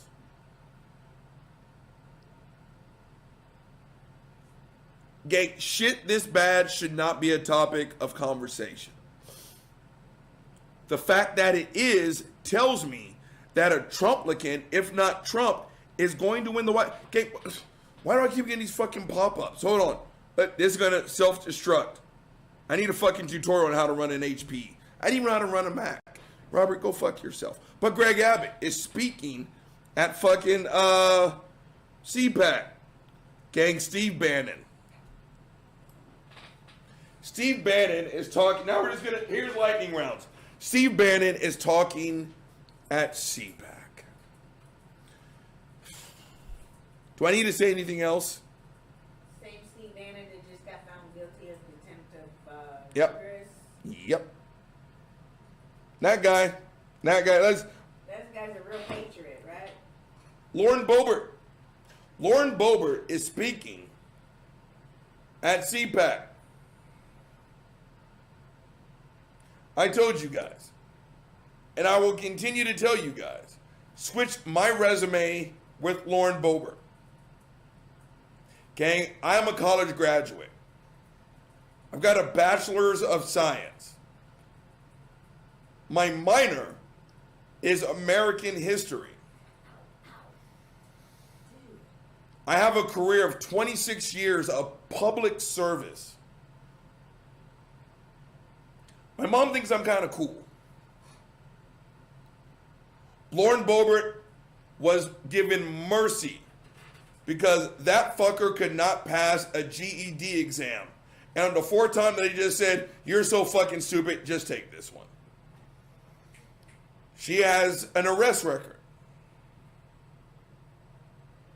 Gang, what would happen if I had switched places with Lauren Boebert? What would I be doing right now? Which jail cell would I be rotting in?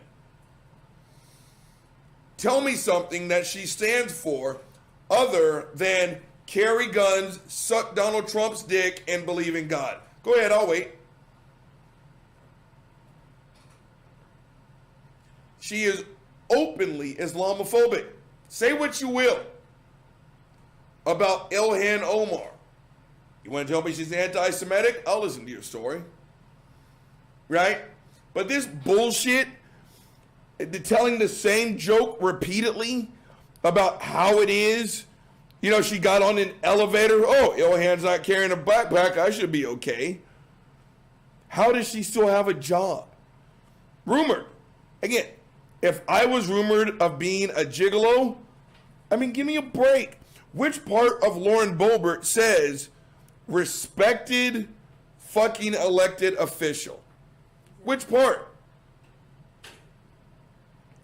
Wearing a dress with the words, "Let's go Brandon." Where's Buddy? That's all I care about. Let them fight. She has a 100% conservative rating. Seriously, tell me something she stands for other than shoot shit, worship God, worship Donald Trump. What else has she done? Stands for marry your local pedophile, maybe? Her husband whipped his dick out in front of children.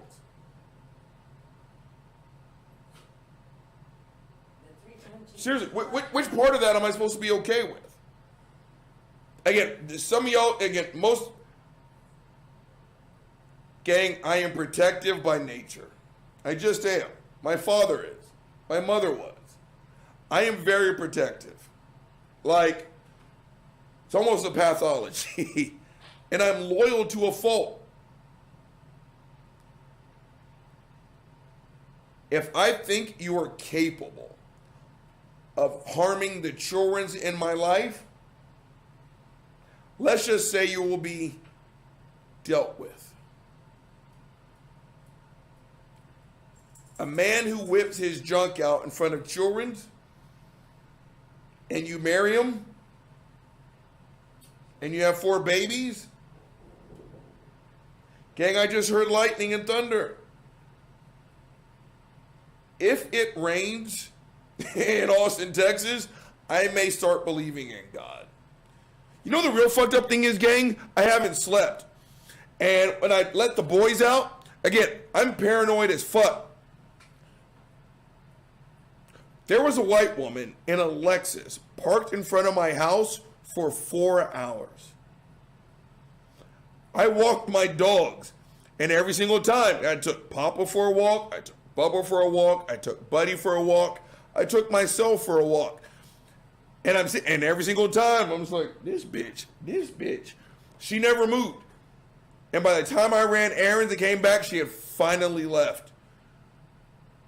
I didn't even know where I was going with that, but I was like, holy shit, I'm about to get snuffed. Why is there a white woman in front of my goddamn house? This is not a good sign. I don't know where I was going with that. But let's get back on fuckface Lauren Boebert. She married a man who whipped his meat out in front of children.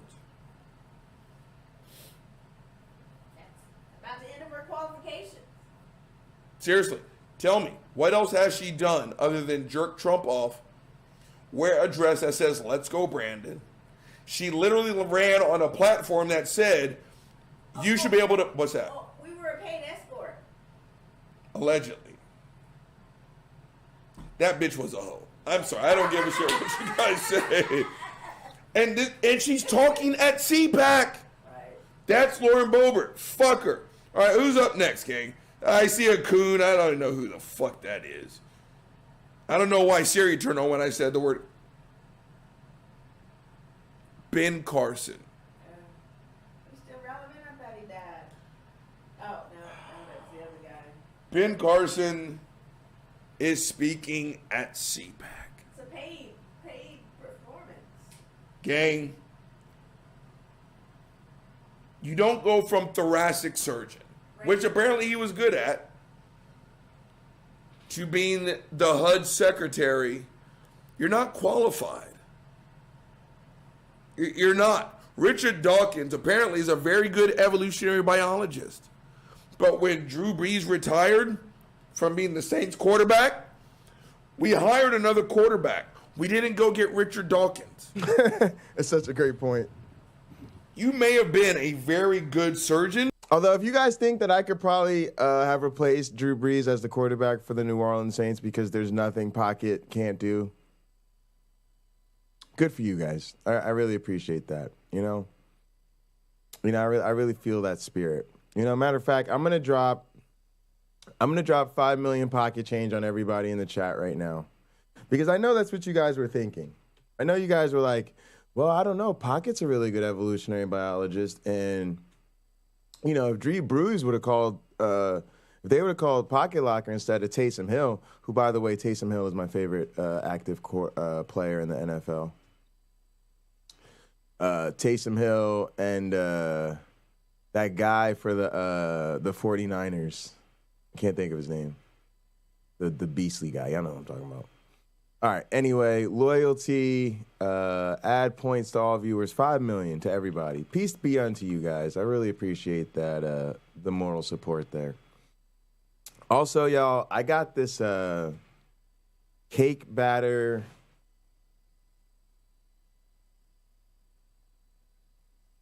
This cake batter milkshake is fucking phenomenal. It slaps.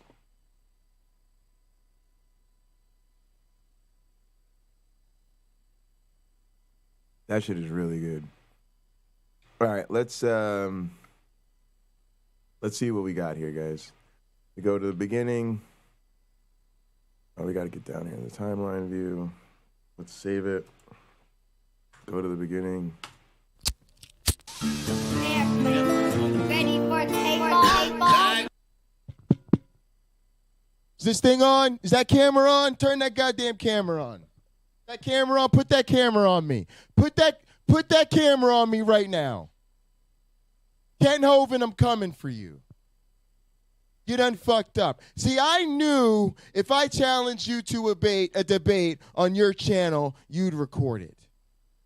And then once I whooped your monkey ass all over the internet, you would hide it. There's no way you would release it. But I did something smarter, because while your dumbass is still struggling to figure out the rules to checkers while pretending you're playing chess, me and my supercomputer evolutionary algorithm are evolving a brain that is motherfucking whooping the ass of world champions at Go. You are levels and levels and levels and levels and levels and levels and levels and levels and levels out of your motherfucking league. See, while I earned a dual PhD at the motherfucking Michigan State University after my bachelor's and master's at Penn State University, that's right, master's, go state, biological anthropology. You're fucked. Then I joined the LNCA lab at Michigan State. Dual PhD, integrative biology and ecology, evolutionary biology and behavior. You're fucked. Then I moved on to the experimental research lab of Dr. Mike Travisano at the motherfucking University of Minnesota. Go motherfucking Gophers. Big Ten, all throughout, all up in this bitch. 3 very legit universities. Go fuck yourself, you're fucked. What did your lazy ass do? You went to some bullshit ass hole in the wall. That's a compliment. It's a motherfucking trailer in the middle of nowhere, Colorado, where you wrote some piece of shit toilet paper dissertation that I will rip up in your face to show you that it is not worth a goddamn thing, Kent Hovind. I am coming for your ass.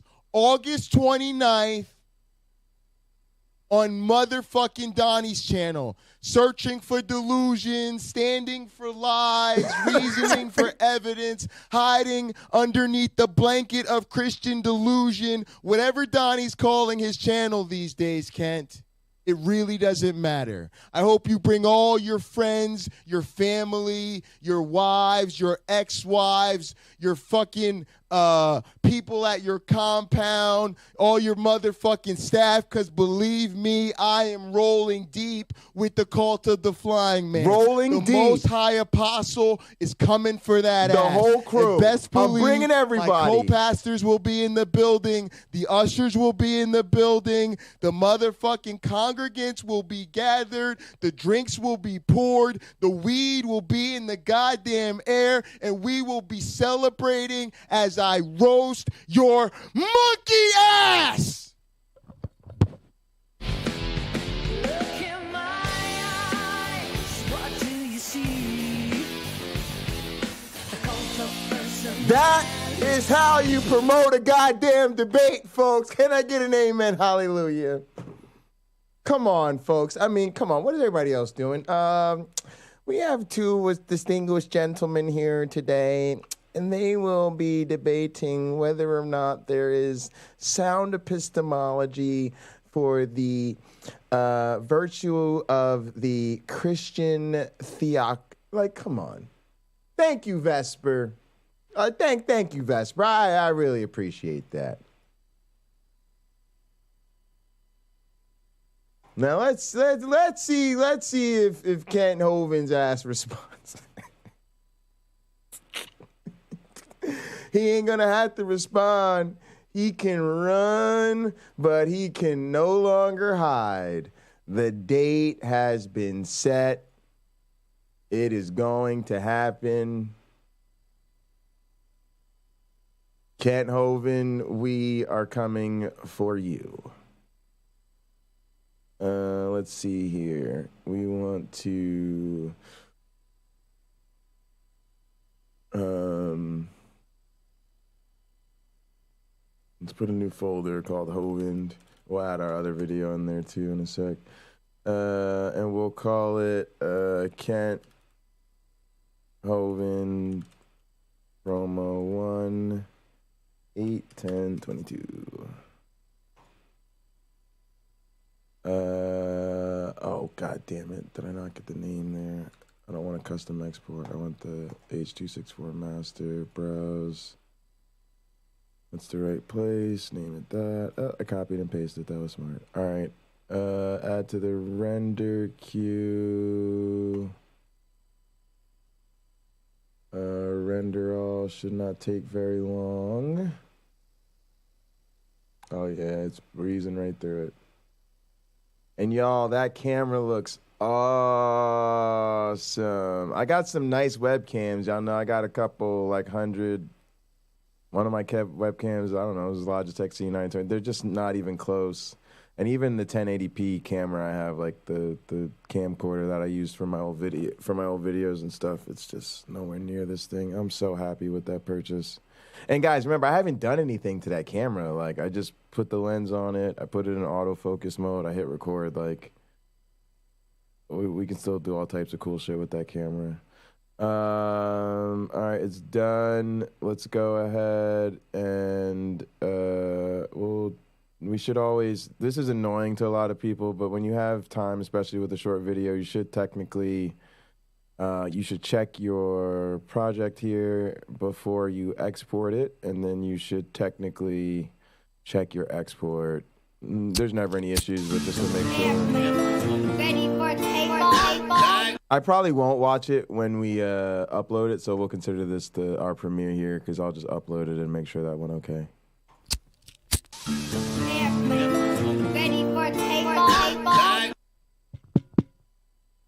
Is this thing on? Is that camera on? Turn that goddamn camera on.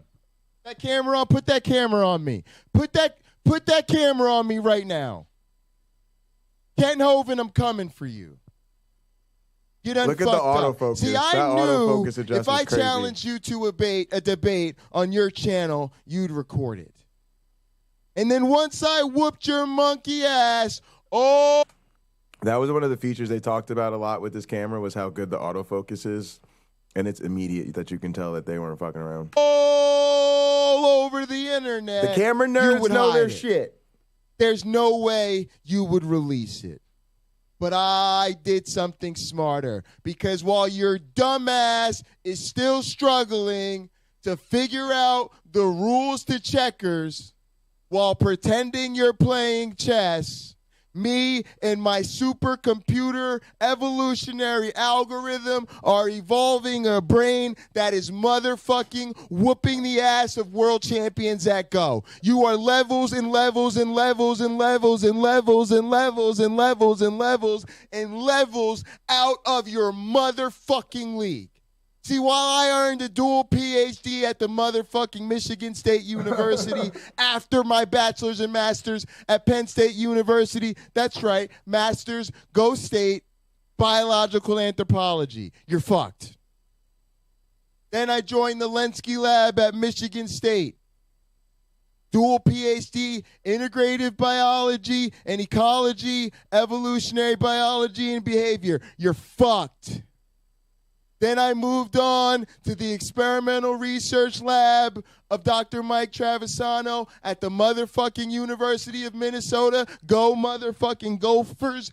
Big Ten, all throughout, all up in this bitch. 3 very legit universities. Go fuck yourself, you're fucked. What did your lazy ass do? You went to some bullshit ass hole in the wall. That's a compliment. Guys. It's Cheers a motherfucking trailer in the middle of nowhere, Colorado, where you wrote some piece of shit toilet paper dissertation that I will rip up in your face to show you that it is not worth a goddamn thing, Kent Hovind. I am coming for your ass. August 29th on motherfucking Donnie's channel. Searching for delusion, standing for lies, reasoning for evidence, hiding underneath the blanket of Christian delusion, whatever Donnie's calling his channel these days, Ken. It really doesn't matter. I hope you bring all your friends, your family, your wives, your ex-wives, your fucking people at your compound, all your motherfucking staff, because believe me, I am rolling deep with the cult of the flying man. The Most High Apostle is coming for that ass. And best believe my co-pastors will be in the building. The ushers will be in the building. The motherfucking congregants will be gathered. The drinks will be poured. The weed will be in the goddamn air. And we will be celebrating as I roast your monkey ass!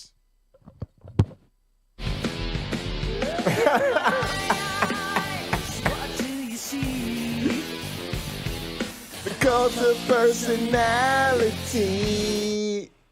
Oh, I love it. All right, let's put this on the YouTubes, guys, and then we can chill for a bit, and we'll call it a night after that. How do I do this again? I'm gonna put it on Pocket Locker 86, actually. Actually, let's maybe do it through Restream, and maybe Restream will let us put it on multiple. Oh, we did the world premiere last time. The YouTube premiere was actually pretty cool. But yeah, let's see what happens if we do it this way.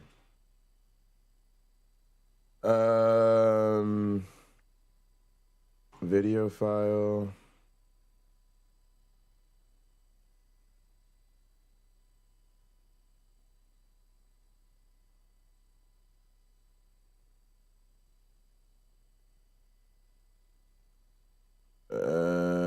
All right, yeah, let's make a thumbnail too.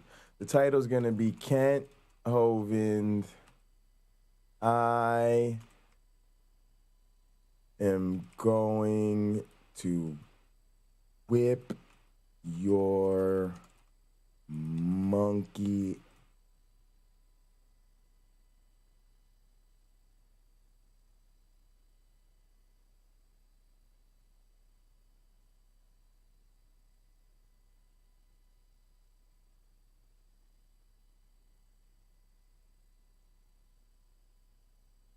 Let's call it Kent Hovind promo. I guess it's technically 2. No, it's actually the first promo.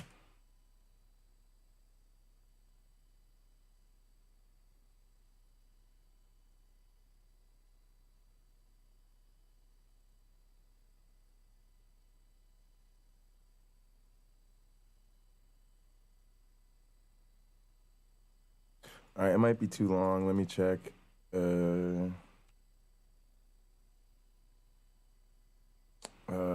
LibreOffice Writer. I gotta check the length. It'll cause it to hold up if it's too long.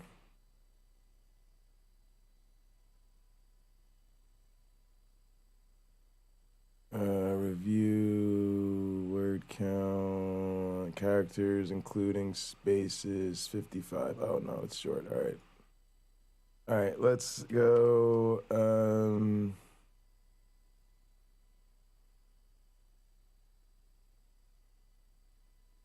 Nothing fighting or boxing. Flames might be good. Let's see if there's an ambulance. Oh, yeah, there we go. Kenthoven, 8:29, 8 p.m. Eastern, promo 1. I'm gonna whip your monkey ass.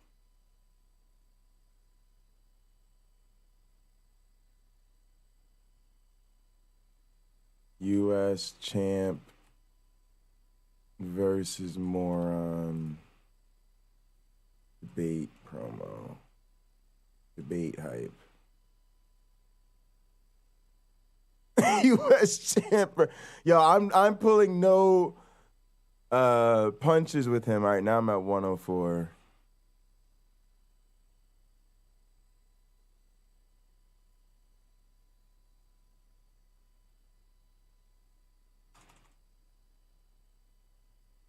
All right, let's go with that. All right. All right, let's save that up in here as the... No, that's not it.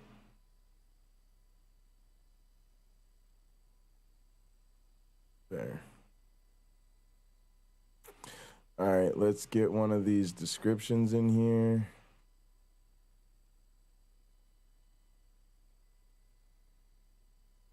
One of these should be a description from recently. Let's make sure it's Hunter Biden's laptops. Hunter Biden's laptops. All right, and then let's question of the day. Who will win this debate?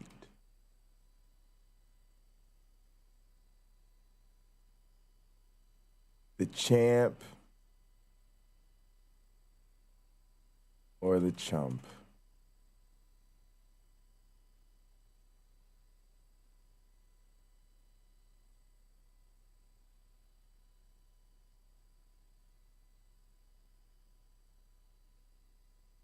Wait, hang on a sec. Let's save it as 10th.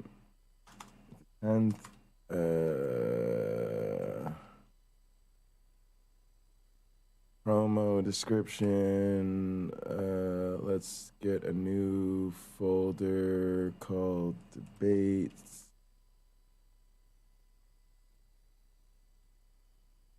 A new folder called Hovind.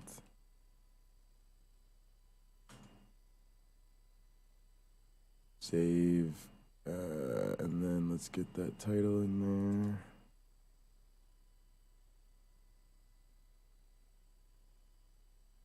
Perfect. All right, then there's our description. Nice and templated for us. All right, yeah, release it at 4:30. No, I'm kidding. It's probably not going to be enough time, especially because we got to make a thumbnail. Oh, wait, we already have a thumbnail. Not on this one. All right, let's make a new one. Plus, we want to make a new one. Canva. Oh, Lord, it's going to be a pain in the ass. I got to try to get a Kenthoven image. Log in.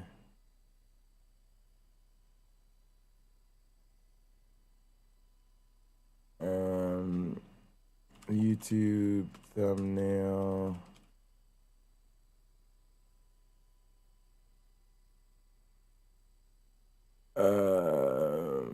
This is kind of good, actually. Get rid of that. Delete the image.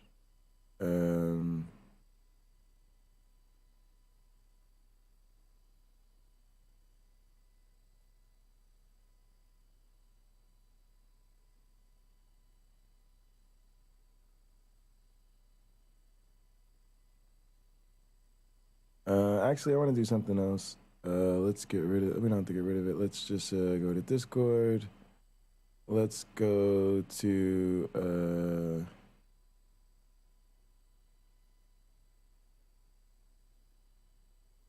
Damn.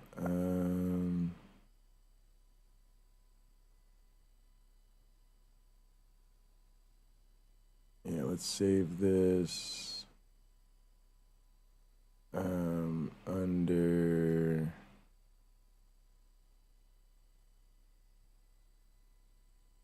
thumbnail pics. All right, now let's delete that. Wait, why did I just delete there? Hey, delete that. All right, upload a file. The pictures, thumbnail. Yeah. Yes, we're trying to set that up. Yeah, that's I'm trying to get chase down contact information for him to get that going. Yeah, thanks, Vesper. That's a great idea. It's definitely something I'm interested in. No, I don't want to add this page. Delete that page.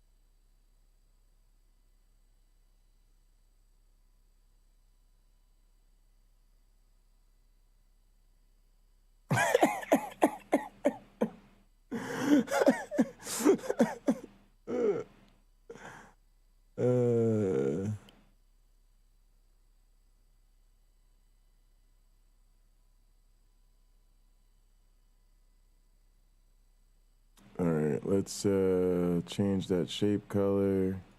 Ooh, that automatically hit it with that. Ooh, that looks great. All right, let's get rid of that color. Let's go with like our purple. Ooh, yeah, like that. All right, then let's go. I'll just keep adding another side. Oh, because I keep clicking add a page. All right, that. We also want purple. Purple.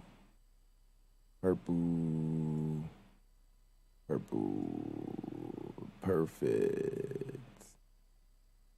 Oh yeah, guys. Now we're in the money. I don't even know what that is. Delete that. I don't want that there.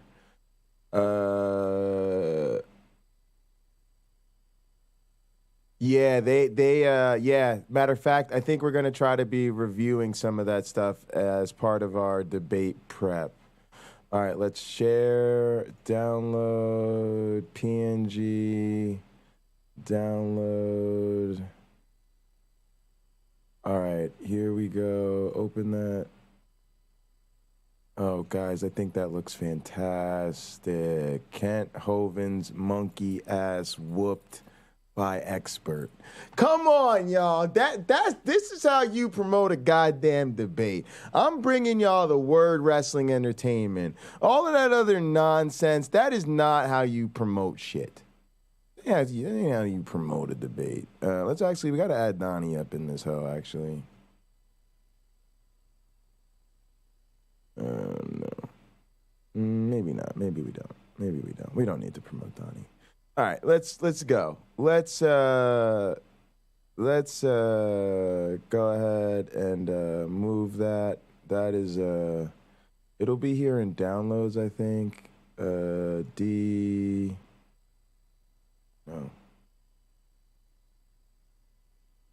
Oh Lord. Is it in the traditional shit? C users, alpha downloads? That's gross. Rename Kent Hovind promo 1 8 10 22. Boom. Perfect. All right. Perfect. Now let's move it. Let's cut it and let's move it to think we can just go to the data drive. Pictures, thumbnail pics, yep.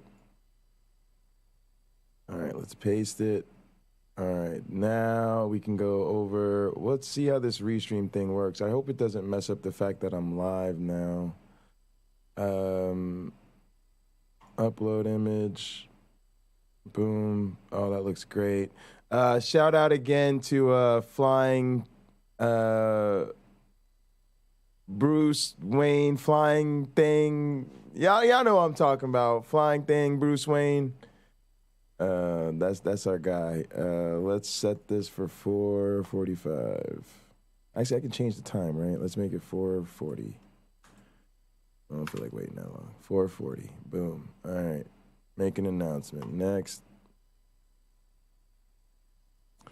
All right, it's gonna go live on Pocket Locker 86, Pocket Locker 86, Pocket Locker 86, Pocket Locker 86. Hopefully it doesn't make us end our shit. All right, Pocket Locker 86. Hunter Biden's laptops. There we go. Pocket Locker 86 YouTube, Hunter Biden's laptop YouTube, Pocket Locker 86 Facebook, Pocket Locker 86 Twitch, Pocket Locker 86 Twitter. I should put it on Tux TV too. All right, let's create the event, y'all.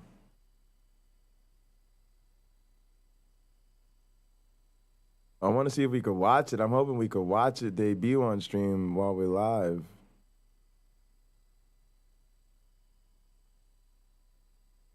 Get more views. Now we're good on that for now. Let's see. All right, y'all. Let's go over here to Pocket Locker 86. All right. All right, y'all. We're going to wait. We're going to watch this world premiere. Let's play some airplane mode. Ready for takeoff? 2-minute warning, 2-minute warning. Get ready for the world premiere.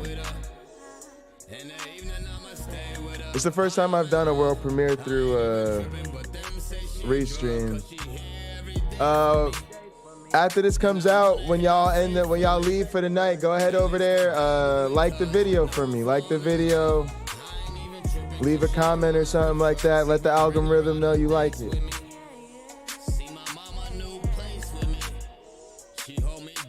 But y'all gonna do the exclusive shit right now. Y'all gonna watch the world premiere with the artist himself. Y'all on that exclusive shit. Let me go put my robe on real quick.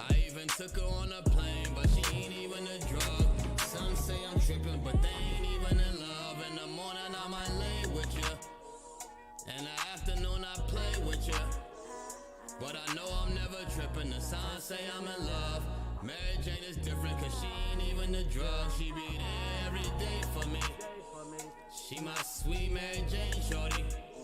I even took her on a plane, but never enough. Some say I'm tripping, she turned me into the plug. She be there dealing way with me. She be there to take the pain from me. The homie said that I'm tripping, but all he do is get drunk. Look at the artwork. Look at the fan art. Look at the custom art, y'all. Somebody made that shit for us, y'all. That shit is crazy. That art is crazy. I'm so humbled by that. I'm so honored. That's crazy. All right, here we go. Oh, it's waiting for me. Oh, no. Oh, no. What do you mean it's waiting for me? That's not good. Oh, no. All right, let's see what's up. It's it's waiting for me. What you mean waiting for me?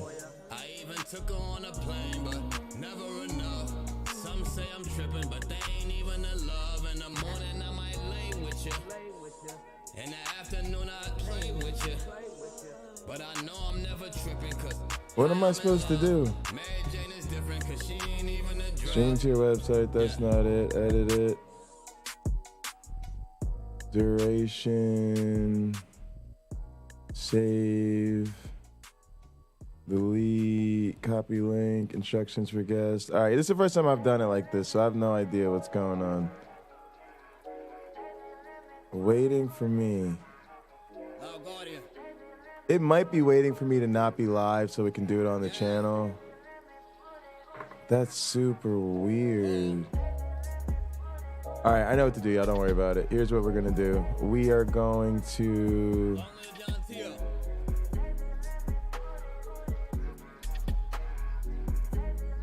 Yeah, I probably have to not be live, so it'll give me a stream key. Yeah, I don't want to do that. All right, so let's do this instead. Let's delete it so that it doesn't mess with our stream. We'll do it like we did it the other night. Don't worry, it's no big deal. All right.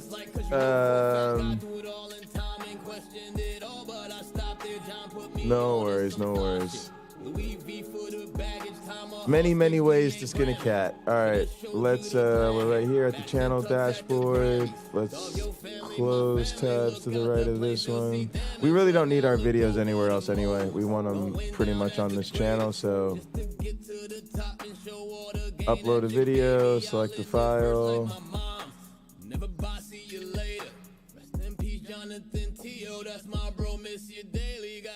Oh, wait, here. Resolve exports. Uh-oh.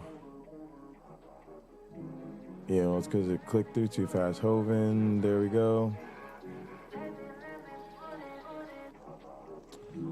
The title. Oh, here we go. Here's our info.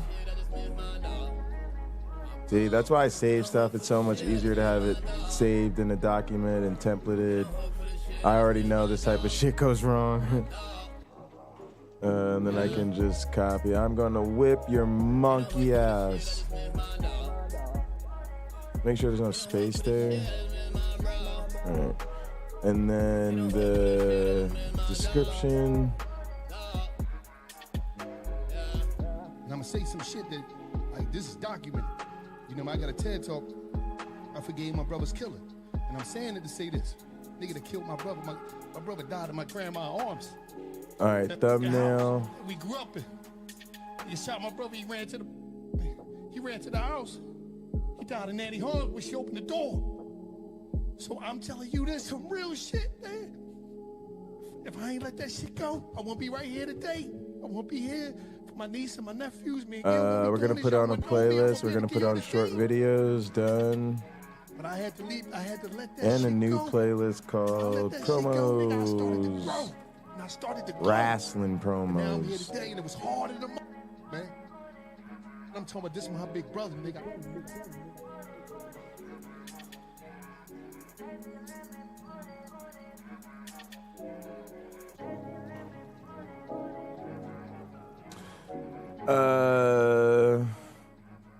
No, it's not made for kids. I'm not gonna put an age restriction on it. I'll let YouTube do that later if it decides it needs to be censored. We've got a description. We've got details. We'll say next. Add an end screen. Yeah, I want an end screen. I have one. Might as well use it. Oh, it's gonna add an end screen from the video. Here.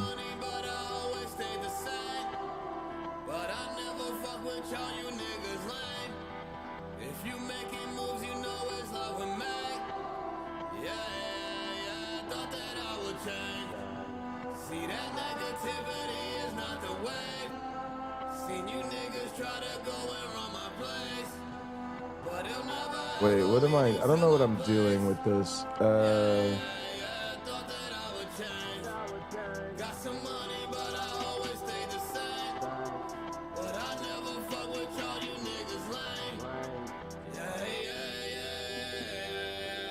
Oh, I see what it's saying.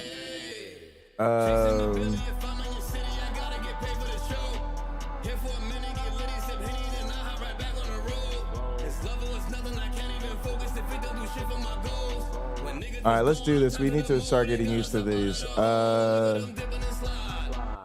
Let's do that one, so that's what you see there. And then what is this?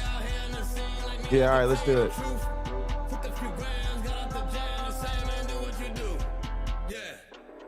I never use the end screen, y'all, so we'll see what that is.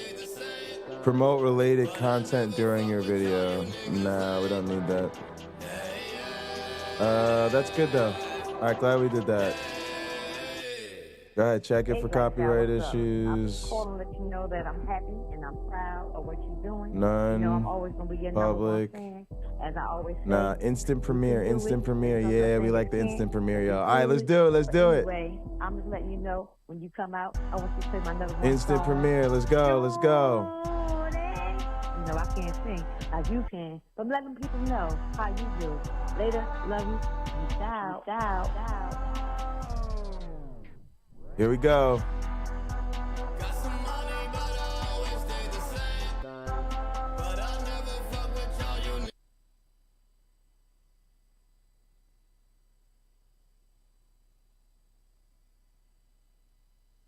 Here we go, y'all. Let's get it. 2 minutes. Y'all can hear that funky ass countdown music.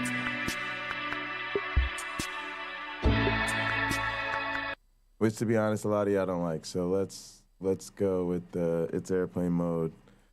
Y'all, we doing it. We got it debuting.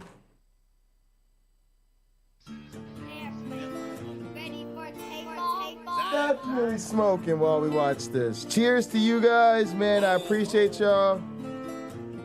When me and my advisor started planning this out, this is the type of thing we talked about. My ability to get all these such extra equipment. It would allow me to enhance my stream so that I could do high-level production while I'm streaming. So this is just a step towards that vision.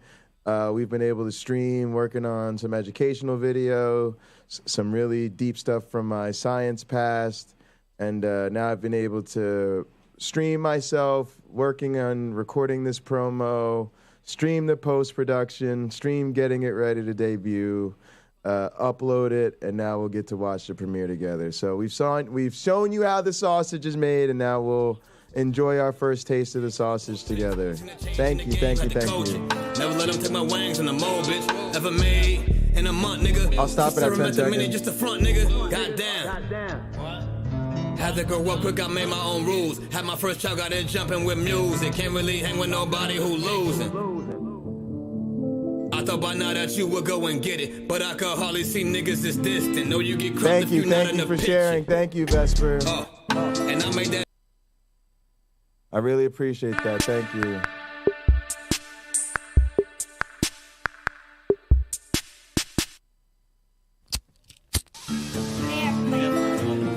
Cuz we out here. Is this thing on? Is that camera on? Turn that goddamn camera on. That camera on. Put that camera on Now me. you've seen it as many times as I Put have. that camera on me right now. Ken Hovind, I'm coming for you. Coming for you. You done fucked up. See, I knew if I challenged you to a debate on your channel, you'd record it. And then once I whooped your monkey ass all over the internet, you would hide it. There's no way you would release it. Somebody share this with Jimmy Truth. I did something smarter, because while your dumbass is still struggling to figure out the rules to checkers while pretending you're playing chess, me and my supercomputer evolutionary algorithm are evolving a brain that is motherfucking whooping the ass of world champions at Go. You are levels and levels and levels and levels and levels and levels and levels and levels and levels out of your motherfucking league. See, while I earned a dual PhD at the motherfucking Michigan State University after my bachelor's and master's at Penn State University, that's right, master's, go state, biological anthropology. You're fucked. Then I joined the LNCA lab at Michigan State. Let them know the Dual credentials, PhD, Jay. integrative biology and ecology, evolutionary biology and behavior. You're fucked. You're fucked. Then I moved on to the experimental research lab of Dr. Mike Travisano at the motherfucking University of Minnesota. Go motherfucking Gophers. Big Ten, all throughout, all up in this bitch. 3 very legit universities. Go fuck yourself, you're fucked. What did your lazy ass do? You went to some bullshit ass hole in the wall. That's a compliment. It's a motherfucking trailer in the middle of nowhere, Colorado, where you wrote some piece of shit toilet paper dissertation. This is that on I the internet, will rip folks. up in your face to show you that it is not worth a goddamn thing, Kent Hovind. I am coming for your ass. August 29th on motherfucking Donnie's channel. Searching for delusion, standing for lies, reasoning for evidence, hiding underneath the blanket of Christian delusion. Whatever Donnie's calling his channel these days, Kent, it really doesn't matter. I hope you bring all your friends, your family, your wives, your ex-wives, your fucking people at your compound, all your motherfucking staff, because believe me, I am rolling deep with the cult of the flying man. The Most High Apostle is coming for that ass. And best believe my co-pastors will be in the building. The ushers will be in the building. The motherfucking congregants will be gathered. The drinks will be poured. The weed will be in the goddamn air. And we will be celebrating as I roast your monkey ass. Look at that. You can subscribe right there. Look, we got a card. Yo, we got an end screen card. Let's click on it. Hunter Biden's laptops. Hunter Biden's $5 super laptops. chat. I'm a dual Promoting Hunter Biden's laptops channel out here. Go subscribe to my other channel, Hunter Biden's laptops. PhD in evolutionary biology. I worked in the LNCA lab. Oh, very cool. I was recently featured on Gutsy Gibbons' channel. Okay, one of my best buddies. And he says, or she, let me debate Hovind. Okay, well, you know what? That sounds fun. Shoot me an email. And let me see. I'm going to post my email in the chat. And you might just be a dual PhD evolutionary biologist, I think could make for a fantastic debate number 300. So if that's the case, shoot me an email, give me some details, maybe send me. Typically with the requests that I come in, endless requests, I just ask for, if there's been previous appearances in other shows, debates, send me those links just to vet, the debaters a little bit, details on who you are, so on and so forth. So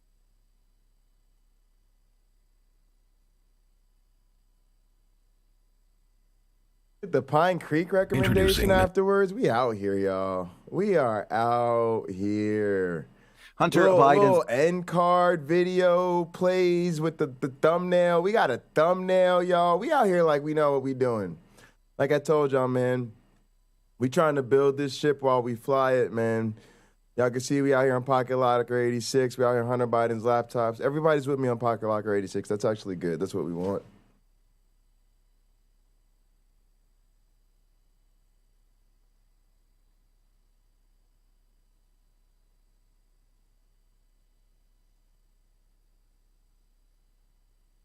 That was so good.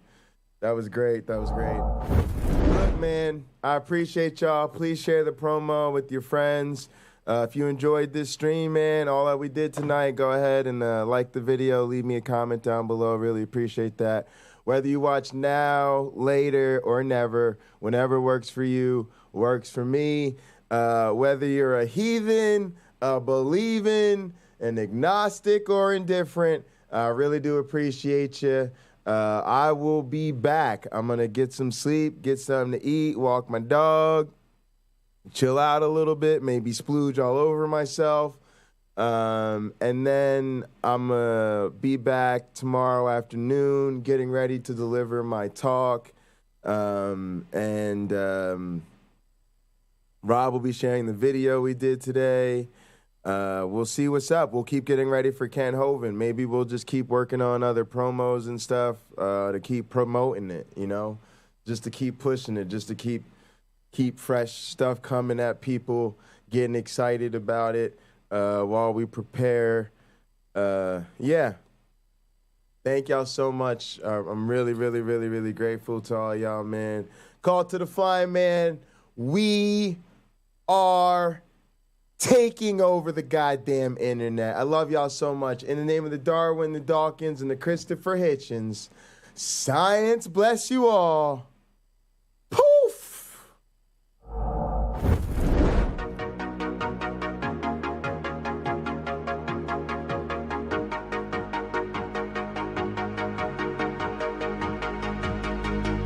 She got that sweet juice, Minute Maid, some of out that lemonade. Take a sip, blowing purple clouds, taste like lemon haze. Conversations back and forth like damn, we could go on for days. Looking back at it like damn, she bad when she walk away. Here we go, been down this road, they already know. When we go on tour, I'll take you anywhere you wanna go. People talk about us like they understand just what this is. I just wanna give you all you want and then the double it. They all say I'm way too young, maybe I'm just ignorant. I won't find nobody like you on some real shit. Spend a couple hours on the phone. Hey, I don't wanna let you go.